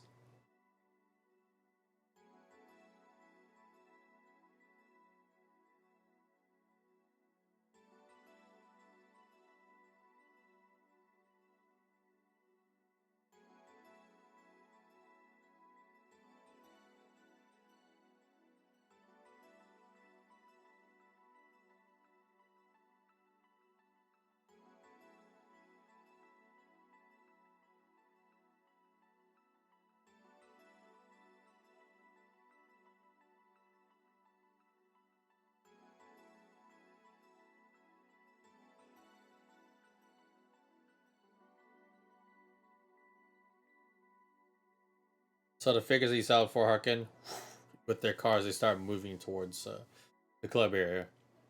You guys' best chance is literally just doggy paddling and swimming across the lake over to them.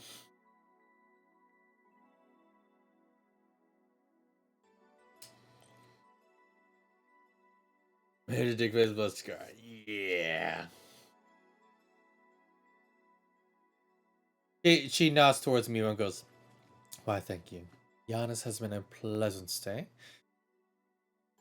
and the technology is ever evolving. Oh, a few tweaks in there and the use of certain tricks. I can do, well, many spectacular shows."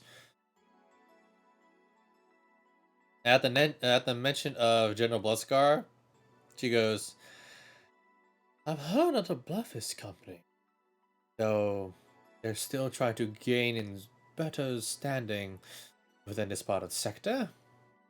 On the Silk sector itself, actually.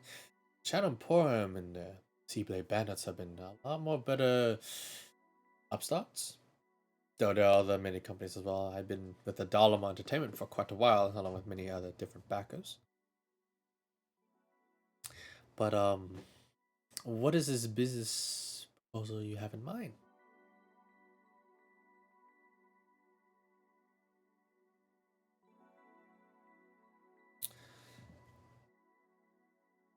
Alright, so do you guys go swim?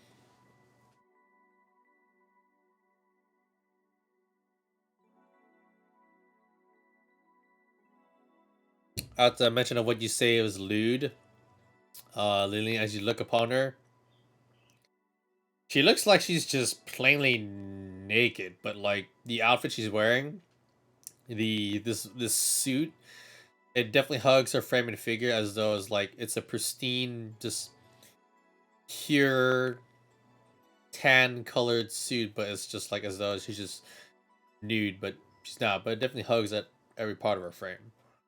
At sparse times, though, the suit would light up red, blue, magenta, or mixtures of them. And Slajan, I'm very flattered when you said that you make a book out of it. Love you, buddy. But I think he might be asleep by now. Ah, so you guys go swim across. Okay.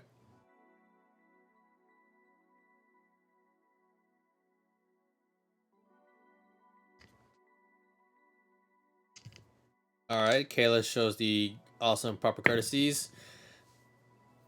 She looks and goes, "Oh, why, thank you."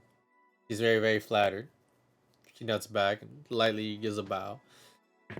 You can definitely depict that she's really pleased with your etiquette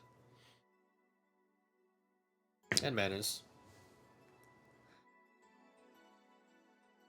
Your brain finds hard. That's okay. Yes, the mission is to gain her favor and have her come to Bakassi and work together with the Bluffus Company to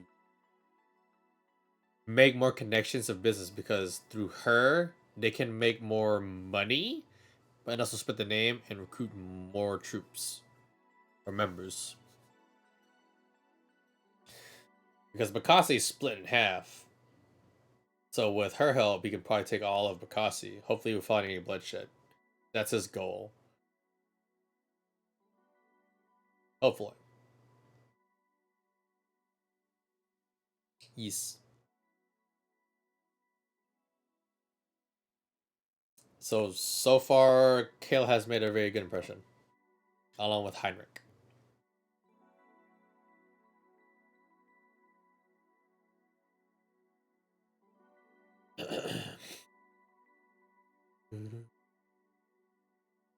Yep. The brain farting is real.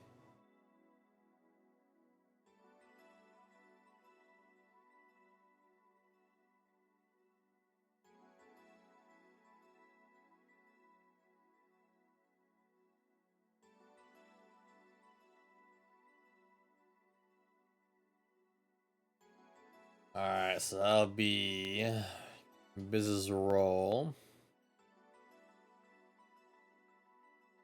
Sheet. That'll be a business roll, but I'll give you a. Prism on that. But Kayla is helping you. I'm gonna give you a 1. Rolled a 8. Okay. So you assist him. Okay. Well, she actually goes.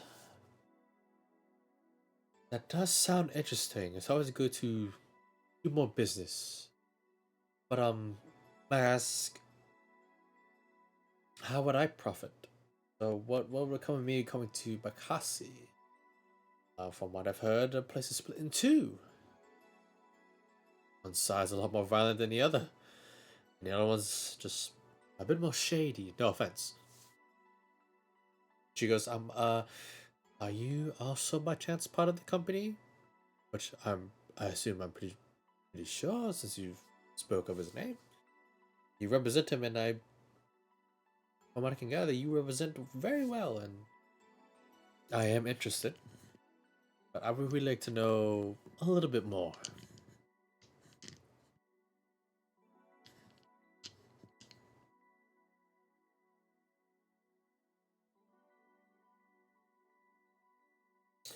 As Kayla speaks, she like has a pensive like thinking moment, like the thing, and just like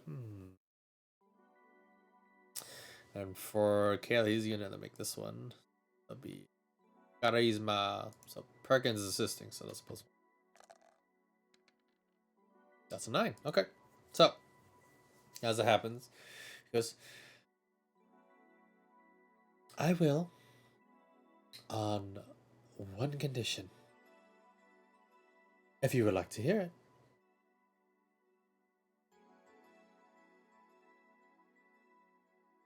And Mia was just sitting in the background, just chilling, waiting while studying technology.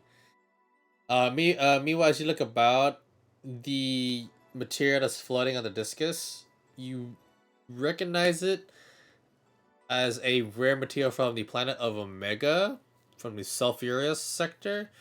It's rare as shit. But this device itself is the thing that's literally powering the whole facility by itself. This little thing, this little speck.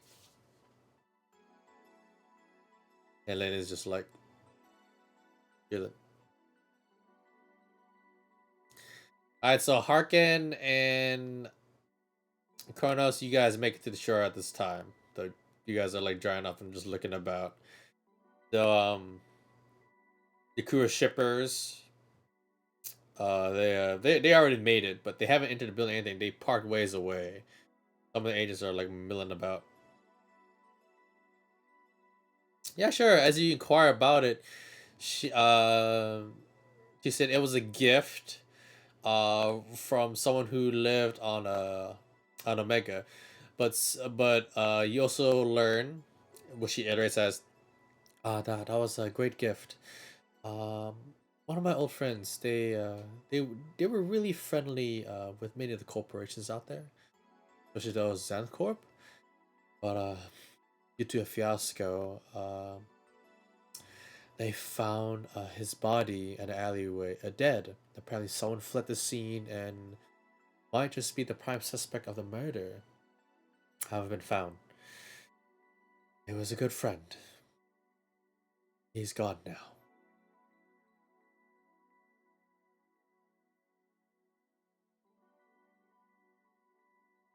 Yeah, this little speck rock, this pebble is literally what's powering the cliff facility. How many are there? You see that there's at least about 10. Very definitely a good big handful.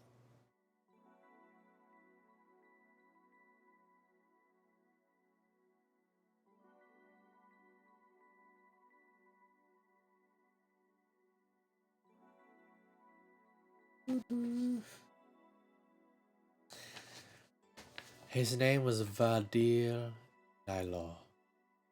Um, Nilo Entertainment was to be the heir. Due to such a fiasco, along with the party that they had, which was also unsavory and not proper for many eyes, the company has been overtaken, and the CEO, his father, committed suicide. It's very troubling and very sad.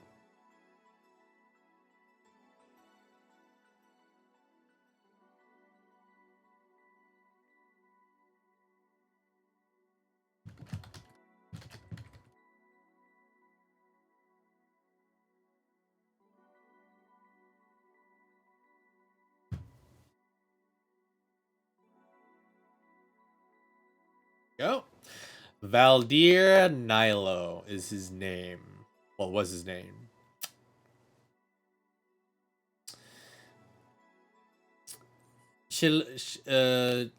As she's about to speak, she gets one of the like devices start ringing out, and it starts. One big thing just pops up, boom, and you hear a voice. I told you I'm innocent, and you hear some scuffling and fighting in the background, and you hear Sakiko, you gotta help me. I'm in trouble. I'm afraid for murder. I didn't even know what I did. I was asleep. And she goes, wait, what? What? And then the communication is like, you're under arrest for the murder. And then the conversation just closes. This is most unexpected. All the law enforcement are preoccupied. I don't have any extra funds to hire any attorneys. Wait. She looks at you guys.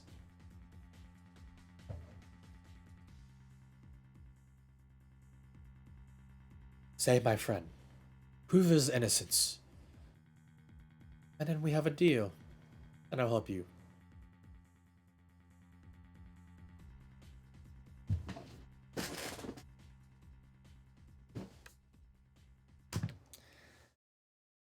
And she puts down her condition right there.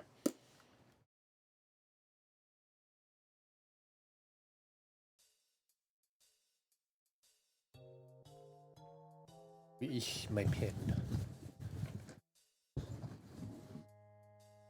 And those of you who don't know, Valdir Nilo is the figure that was dead in the alley street when we did Calith's introduction, which not many people were here for, but yes, he woke up and it was a dead body.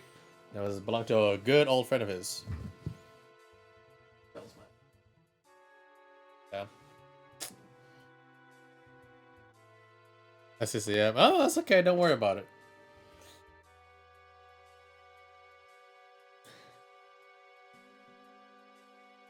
Well, she continues on like, no worries. They'll definitely hold them at the detention facility at the Authority of Storms. Uh, your opponent, or well, the judges, and you have to be very careful. Apparently, prosecutor. Uh, I don't really know what to say his name. But he's part of the Shadow Emporium. But the judge, he may be a little bit hard to deal with. His name is Jusa, Judge Jusa.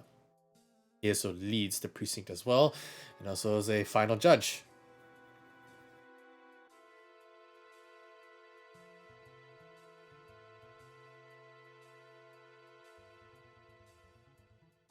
Under low.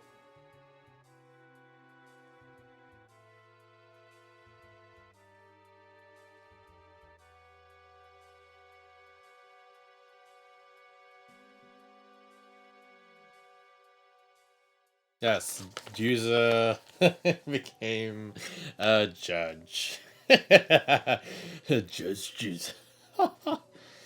Alright.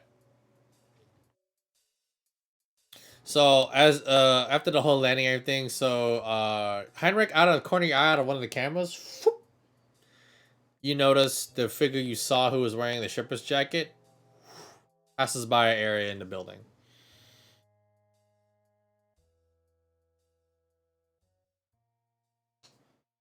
Judge Judy. Yeah. Pretty funny.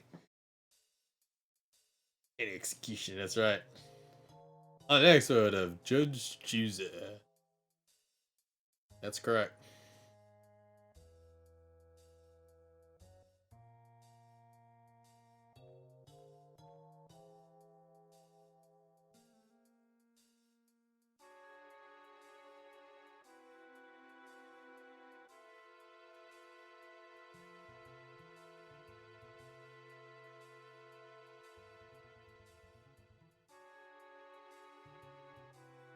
Alright.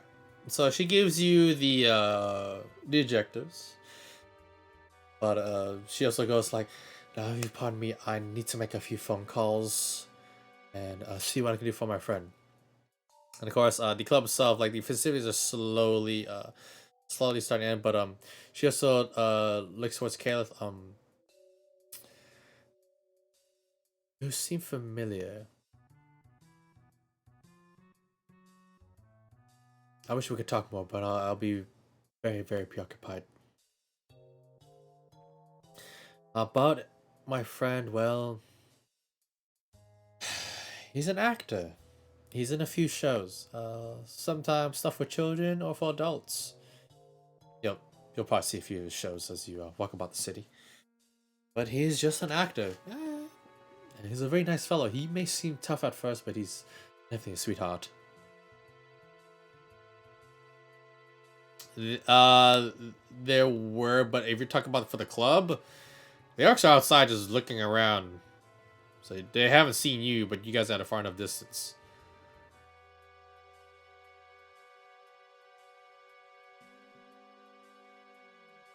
As she looks at you a little bit, she goes, huh. You remind me of an old friend. Except that his hair was purple.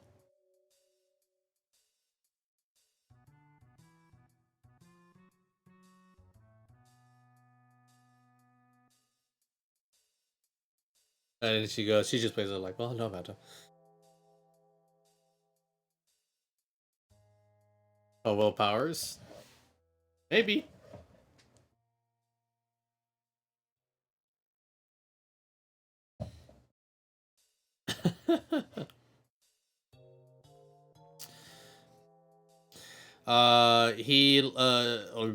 She lists out the name. Hold on, let me see.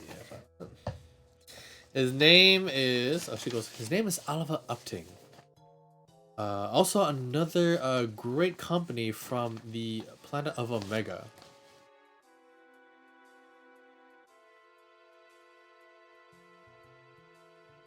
And Caleb, for you, you remember a little bit about Oliver Upton. He's a very nice and gullible guy, but he always loved the theater. They always made a lot of toys.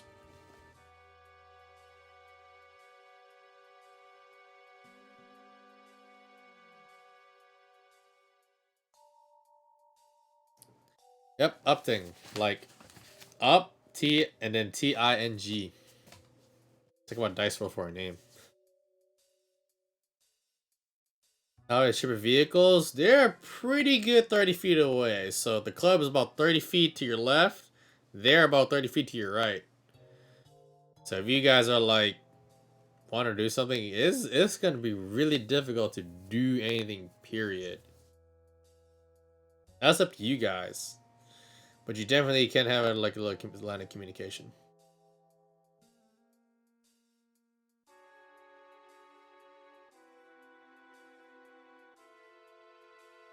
What update? There you go. Up. Alright. So she goes, is there any other questions? Or I'm pretty sure you all would want to go back to your festivities, or possibly plan out what you wish to do next.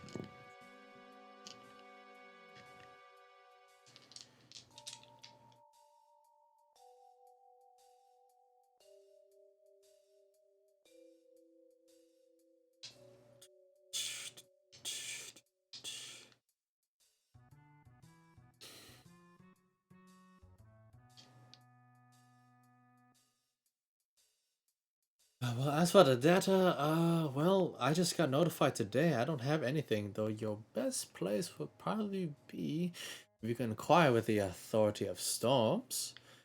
And hopefully, if they let you investigate the crime scene, wherever that may be.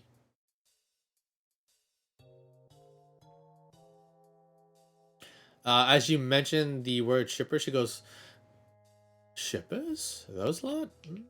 No, not really. She seems very confused.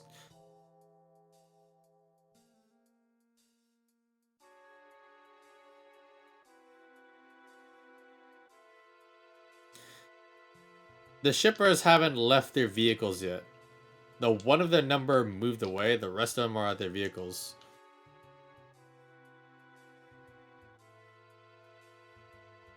Okay.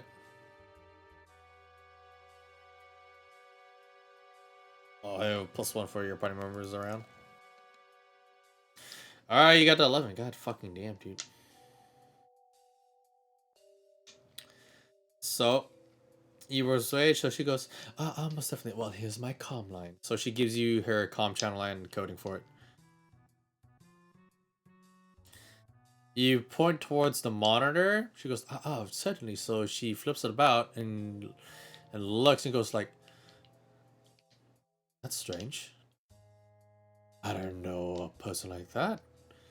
And again, I never really was involved with the shippers. I don't really know too much about them. This is news to me. So that's then what you pick. But she also goes, well, if you wish to catch your fellow, he's over here. And then she points, and a little like 3D map shows up, and she points in the direction where he went. But she also knows if you go wish to catch him, you should probably go do that right now.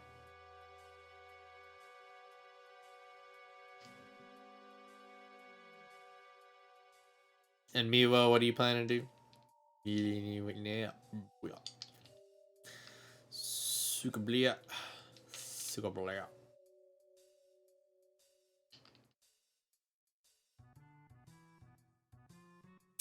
Well, you got a pretty good precision rolls.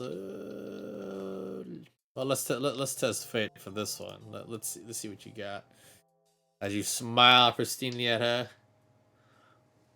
Lucky enough, you have a like a +2 because that's a fucking convincing. She goes like, I can give you a few footage here and there. So she slides some your way. So your compad starts downloading a few things.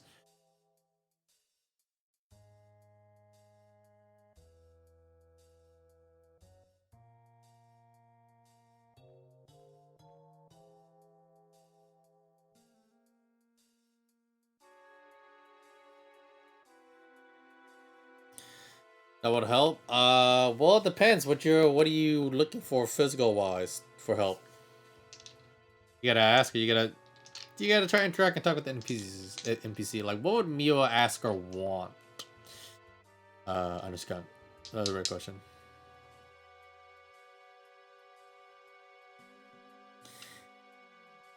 I don't think you do. You don't have a combat? Holy shit, ladies and gentlemen, he doesn't have a combat, though. Idiot skin tied with... See, there you go.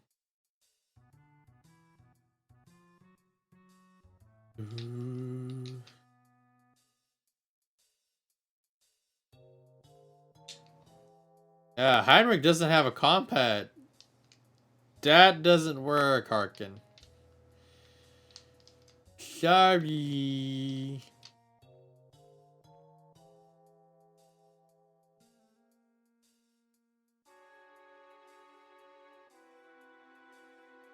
Well, obviously that's almost empty. Oh, there you go.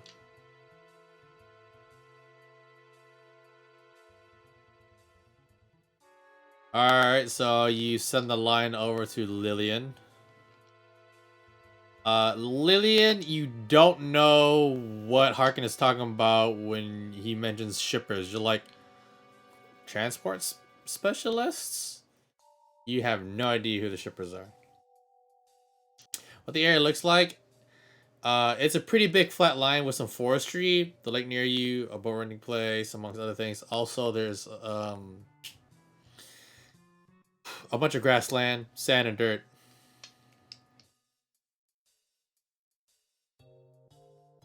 Sorry, Kelly. Ooh. As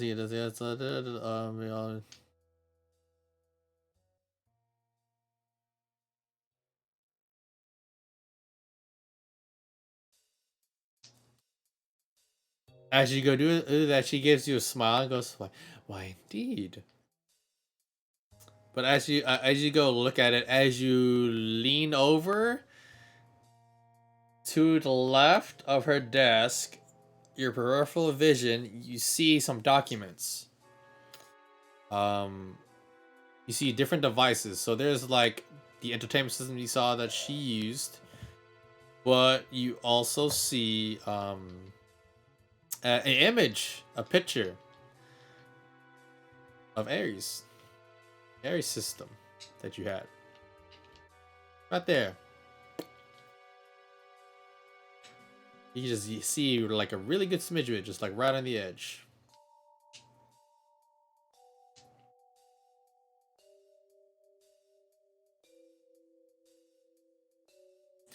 You have a bioscanner meta tool, Miwa, that you do.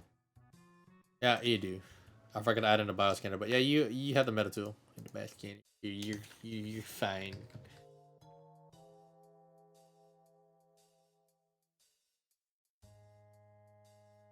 Exactly, Callie. Well, out of character.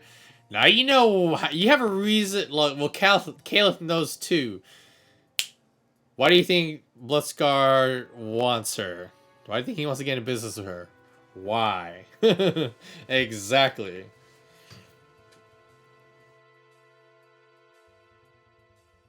So that's part of it too.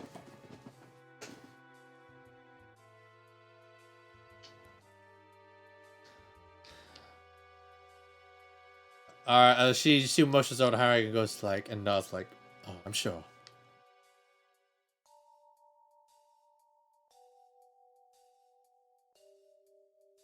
Heinrich, well, you know, the shippers, they have made some appearances in the Sill sector, but they're mostly towards the Frost sector. Just like with the Bloodfist Company, they don't stretch all too far out everywhere. Especially with the middle gala of the Solus sector as well.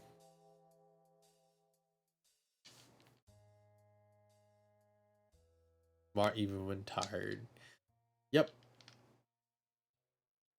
Let's upgrade these. She goes, well, I don't really have a workshop as you can see here. But no, there's not much I can do about that actually. So she gives you a little sad smile. She can help you with that. Harold goes a little talking outside. Oh. Now, they're all taking their positions. They're all waiting. Like they haven't like joined anything. A lot of them have their arms crossed. They're some of them like have like some pretty like nice looking suits. But the Vans, for what you can see, like every now and then, you'll see one large arm, like metal arm, like tap on one shoulder before it goes back in.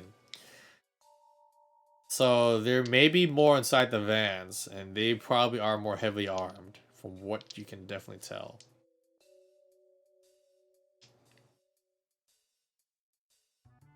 So she pulls up the cameras. You see a couple of vehicles a little bit ways away. Some of them have sigils on them, which you're familiar with as the shippers, but they're just in plain suits. Again, only one is like inside the building, but has already walked out, but has gone in a different direction. Has left the entire group, has gone way off course by himself. The rest of them are just right outside the club.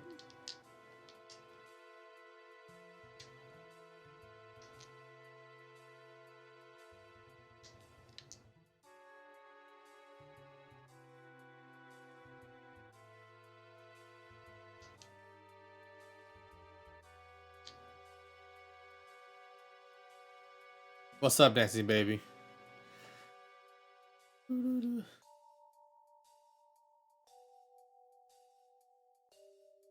tire yourself so high.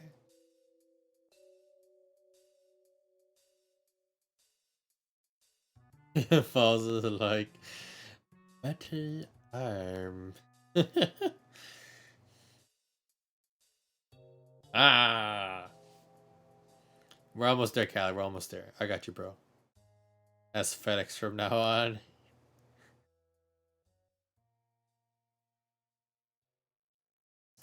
As you mentioned, a sneaky wet. Well, I'm guessing you're involved with them, so there's only enough room for one person because I'm going to close that way. It looks like he went that way, so she points towards where the figure that went off alone. We're on the other side of the club.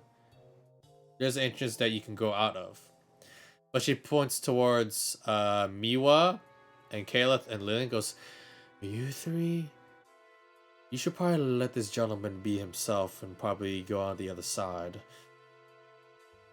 You should probably go out through the front. If you wish to leave. Or stay nearby, that's up to you.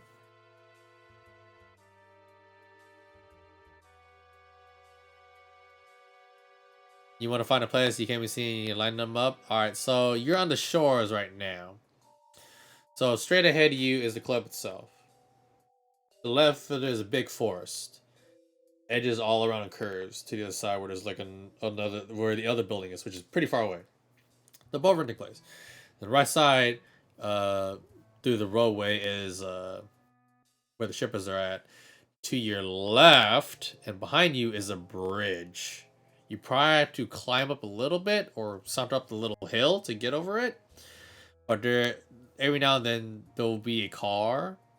Not high traffic, but if you climb out from the underhill where you're at right now, you're going to have to either army crawl it, because they'll have a good view of you.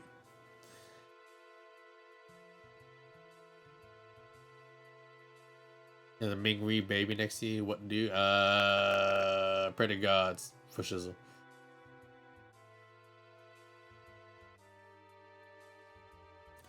What up, dancing baby? How's that happening, brother?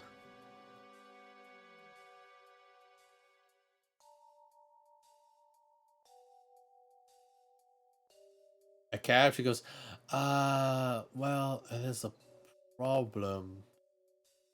You see these roadways? And she goes, she points like the cameras on the areas. I would call it. The cab itself would go across these gentlemen, and she points towards the shippers. I don't know if they'll let anyone in or through, and I wouldn't want a loss of life to happen, especially on my account. But she's really hesitant to like call in a cab, and definitely when you sitting outside, plus this little bridge away, it's not the greatest thing. Okay. I'm across. I'll give you a +1. So is Harkin coming along with you? I'll roll just in case. Yeah, we got Stealth. Dex.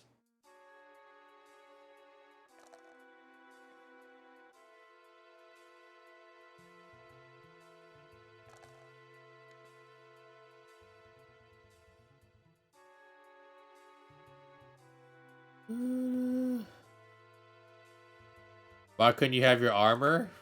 Oh no, are you asking her? If you are, she just basically responds, well, it's not exactly fashionable.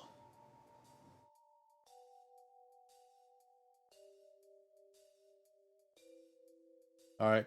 So Heinrich, you want to go take the secret exit out? Is that what it is? I don't care. Where else there, buddy? Alright, so Mr. Kronos, you rolled a 5, but Harkin rolled a 10. Let's see this guy. Let's see if he can get you guys. Sure.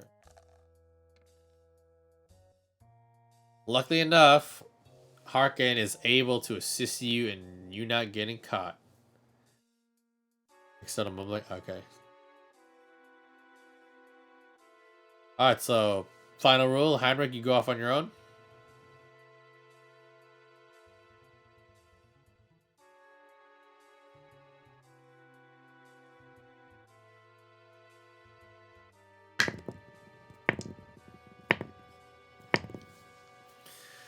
Oh.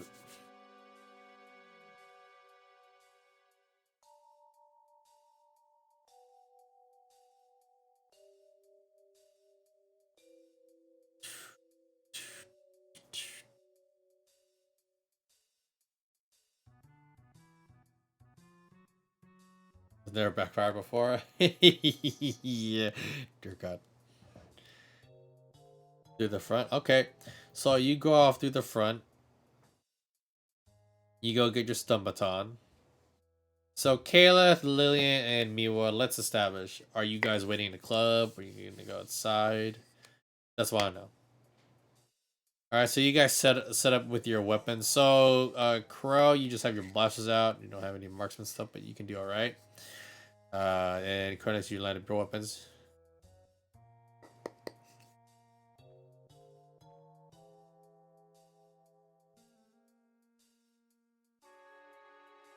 You are, that's fine.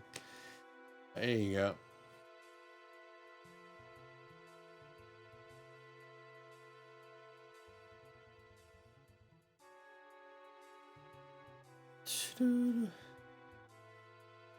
Alright, so you let the little guy know. Alright, so Heinrich, you make your way out to the side of the building. Let's see. So, hold on. Okay, so you guys in the building. Alright, that's fine.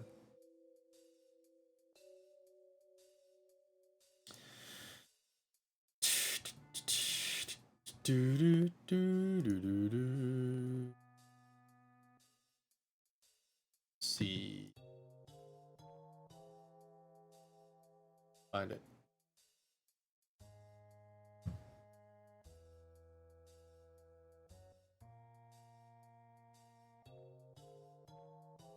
Alright, so. Oh, wow.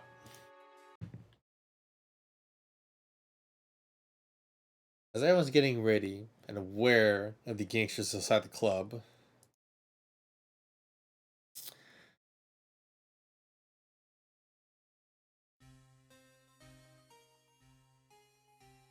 so Heinrich, as you're slowly making your way out the entrance, right at the exit, you look around.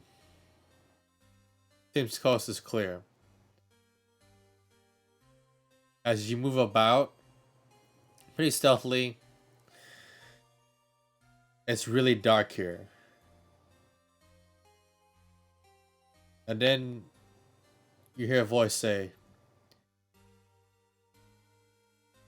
well, if it isn't Heinrich. And they walk out the shadows.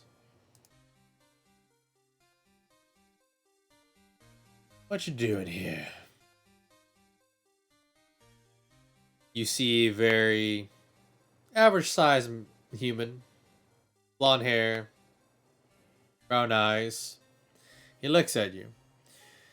There's a long scar from the top of his eyebrow and reaching down towards his lip. Oh yeah. Fuck yeah, dude, I got your mom pregnant. There you go.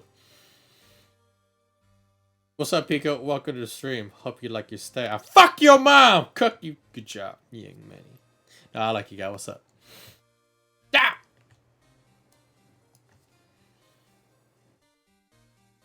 Ah! But nice to see you, son. How you doing? How's your siblings? I'm not paying the child support.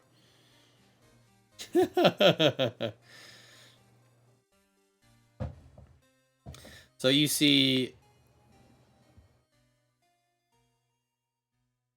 the Taskmaster.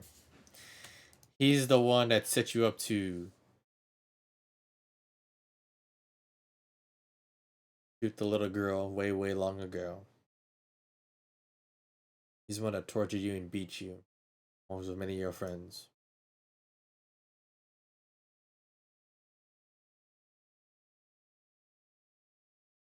No idea, but Pico Lunsky. Oh, you're a Lunsky fanboy? Oh shit. All right, well, I cooked your mom. There you go. How you doing? I'm doing okay, Pico. I cooked you, so that's all good. All right, so we going on with that. Young money. Or you have to go look at a few things. All right, so that is what's happening there. Now here's the big cincher.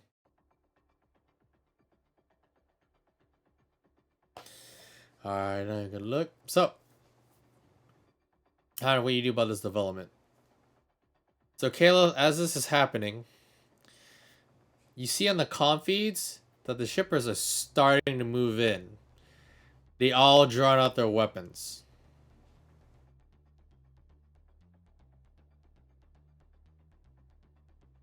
Yep. Yeah, Pico's probably Linsky. I don't know. There you go.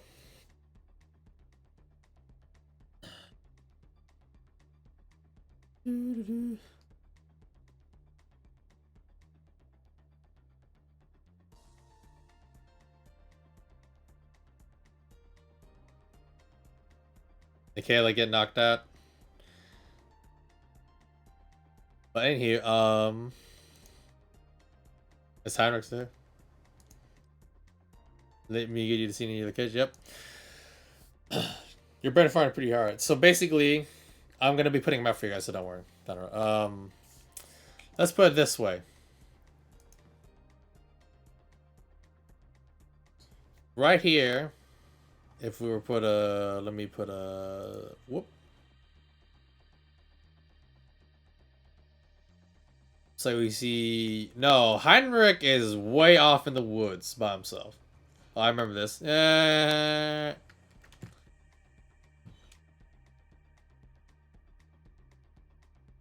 Well, you use the Zoro and Arrow one as tokens for this. Don't worry, I'm trying to get maps for you guys, but I don't have no sci-fi shit, sadly, so it doesn't work out too well.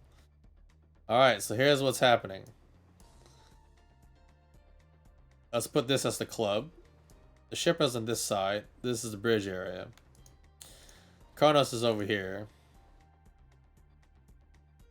Hydra has gone in that direction. That's what it is. That's what it looks like.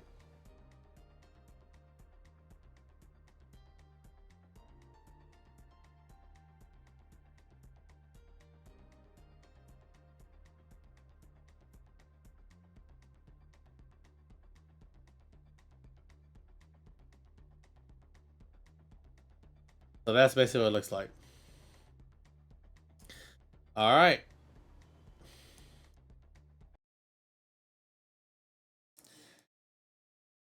Now, as the scene starts moving up to this odd scene, is very sensation. Can you walk past him? No, you can't. Because here's what's going to happen. As he walks out, as he mentions his name, Heinrich. Now, the moment he says this... Hold on, sorry. I was multitasking. So when he says, would you do me the favor of stopping? The moment he says that, you feel something happening in the back of your head. Your body just freezes and locks in muscles. Now, would you do me the favor of facing me? You turn and face him.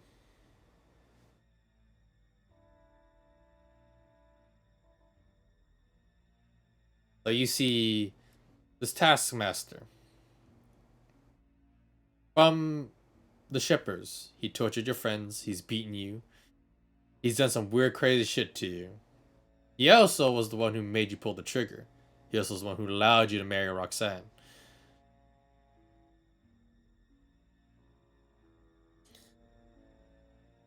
Now do me the favor of following me. As you try to move your body, you cannot help but listen. Come along now. So you go a little bit far ways away as he leads you on this path. As you go by the boat renting place, you hear a loud bang. You hear a body drop. You both get on the boat as you continue to follow him. He commands you to start rowing the boat, and it looks like you're going to this misty area where there's also another boat waiting. As you guys are making your way, you see a young woman there in a suit. But also waiting on the boat is an old man in a lab coat. He goes, one of my old experiments. You can't even talk right now. You're just like a drone. You're commanded to hop on the boat. And as they're about to talk, he goes, He puts a gun in your hand. Just have that just in case. Of course, the other person, like a woman's like, what are you trying to do? Like, oh, don't worry. He's just a toy. So you're just unable to move and see this happening. So they're just starting to talk, but the moment they start talking, you hear a snap go. And then your vision just slowly dims, and then the sound just boom, boom, boom. Shuts out a bit. A few moments later, you hear the snap again. You're fully aware now, but you still can't move as soon as they give you the command word again. I believe we reached an accord. The taskmaster goes, well, now we did. And of course, the ladies are like, oh, well, then let's make the transaction. They look at each other for a moment.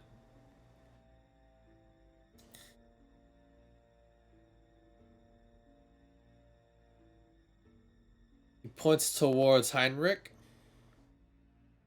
Oh, no. Immediately, you just... Wait. Boom.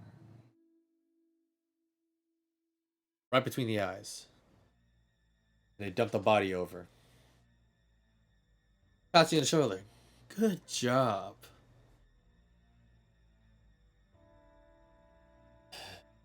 Anything else, Doctor? Oh, no, that would be it. Still doing fine. As they roll back. Uh-oh. Okay.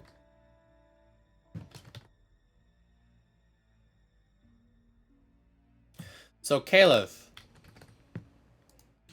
As you're going through the files, here's what's happening.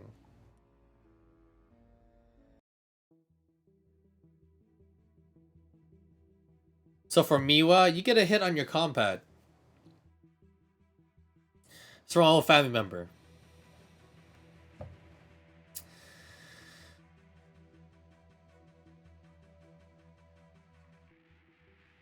Your little brother has been killed in an accident. Caliph, amongst what data you have found, you also found something else.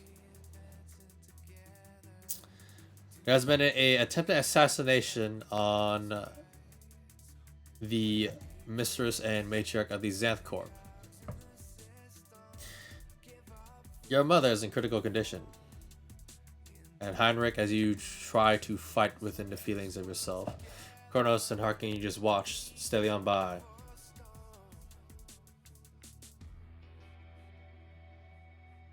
As they, for you, Heinrich, they're coming back onto the shore. You've done well, son. Pats his shoulder and leaves. Taskmaster looks at you. Do me a favor and aim that gun at your head.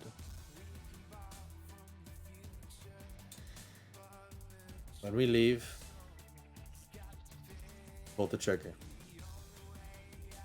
You can count to a minute as they turn around. Now I'm gonna roll something.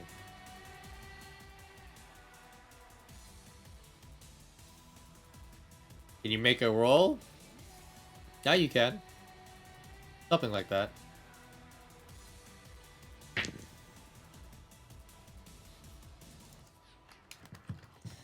I knew. That's it. Until next episode.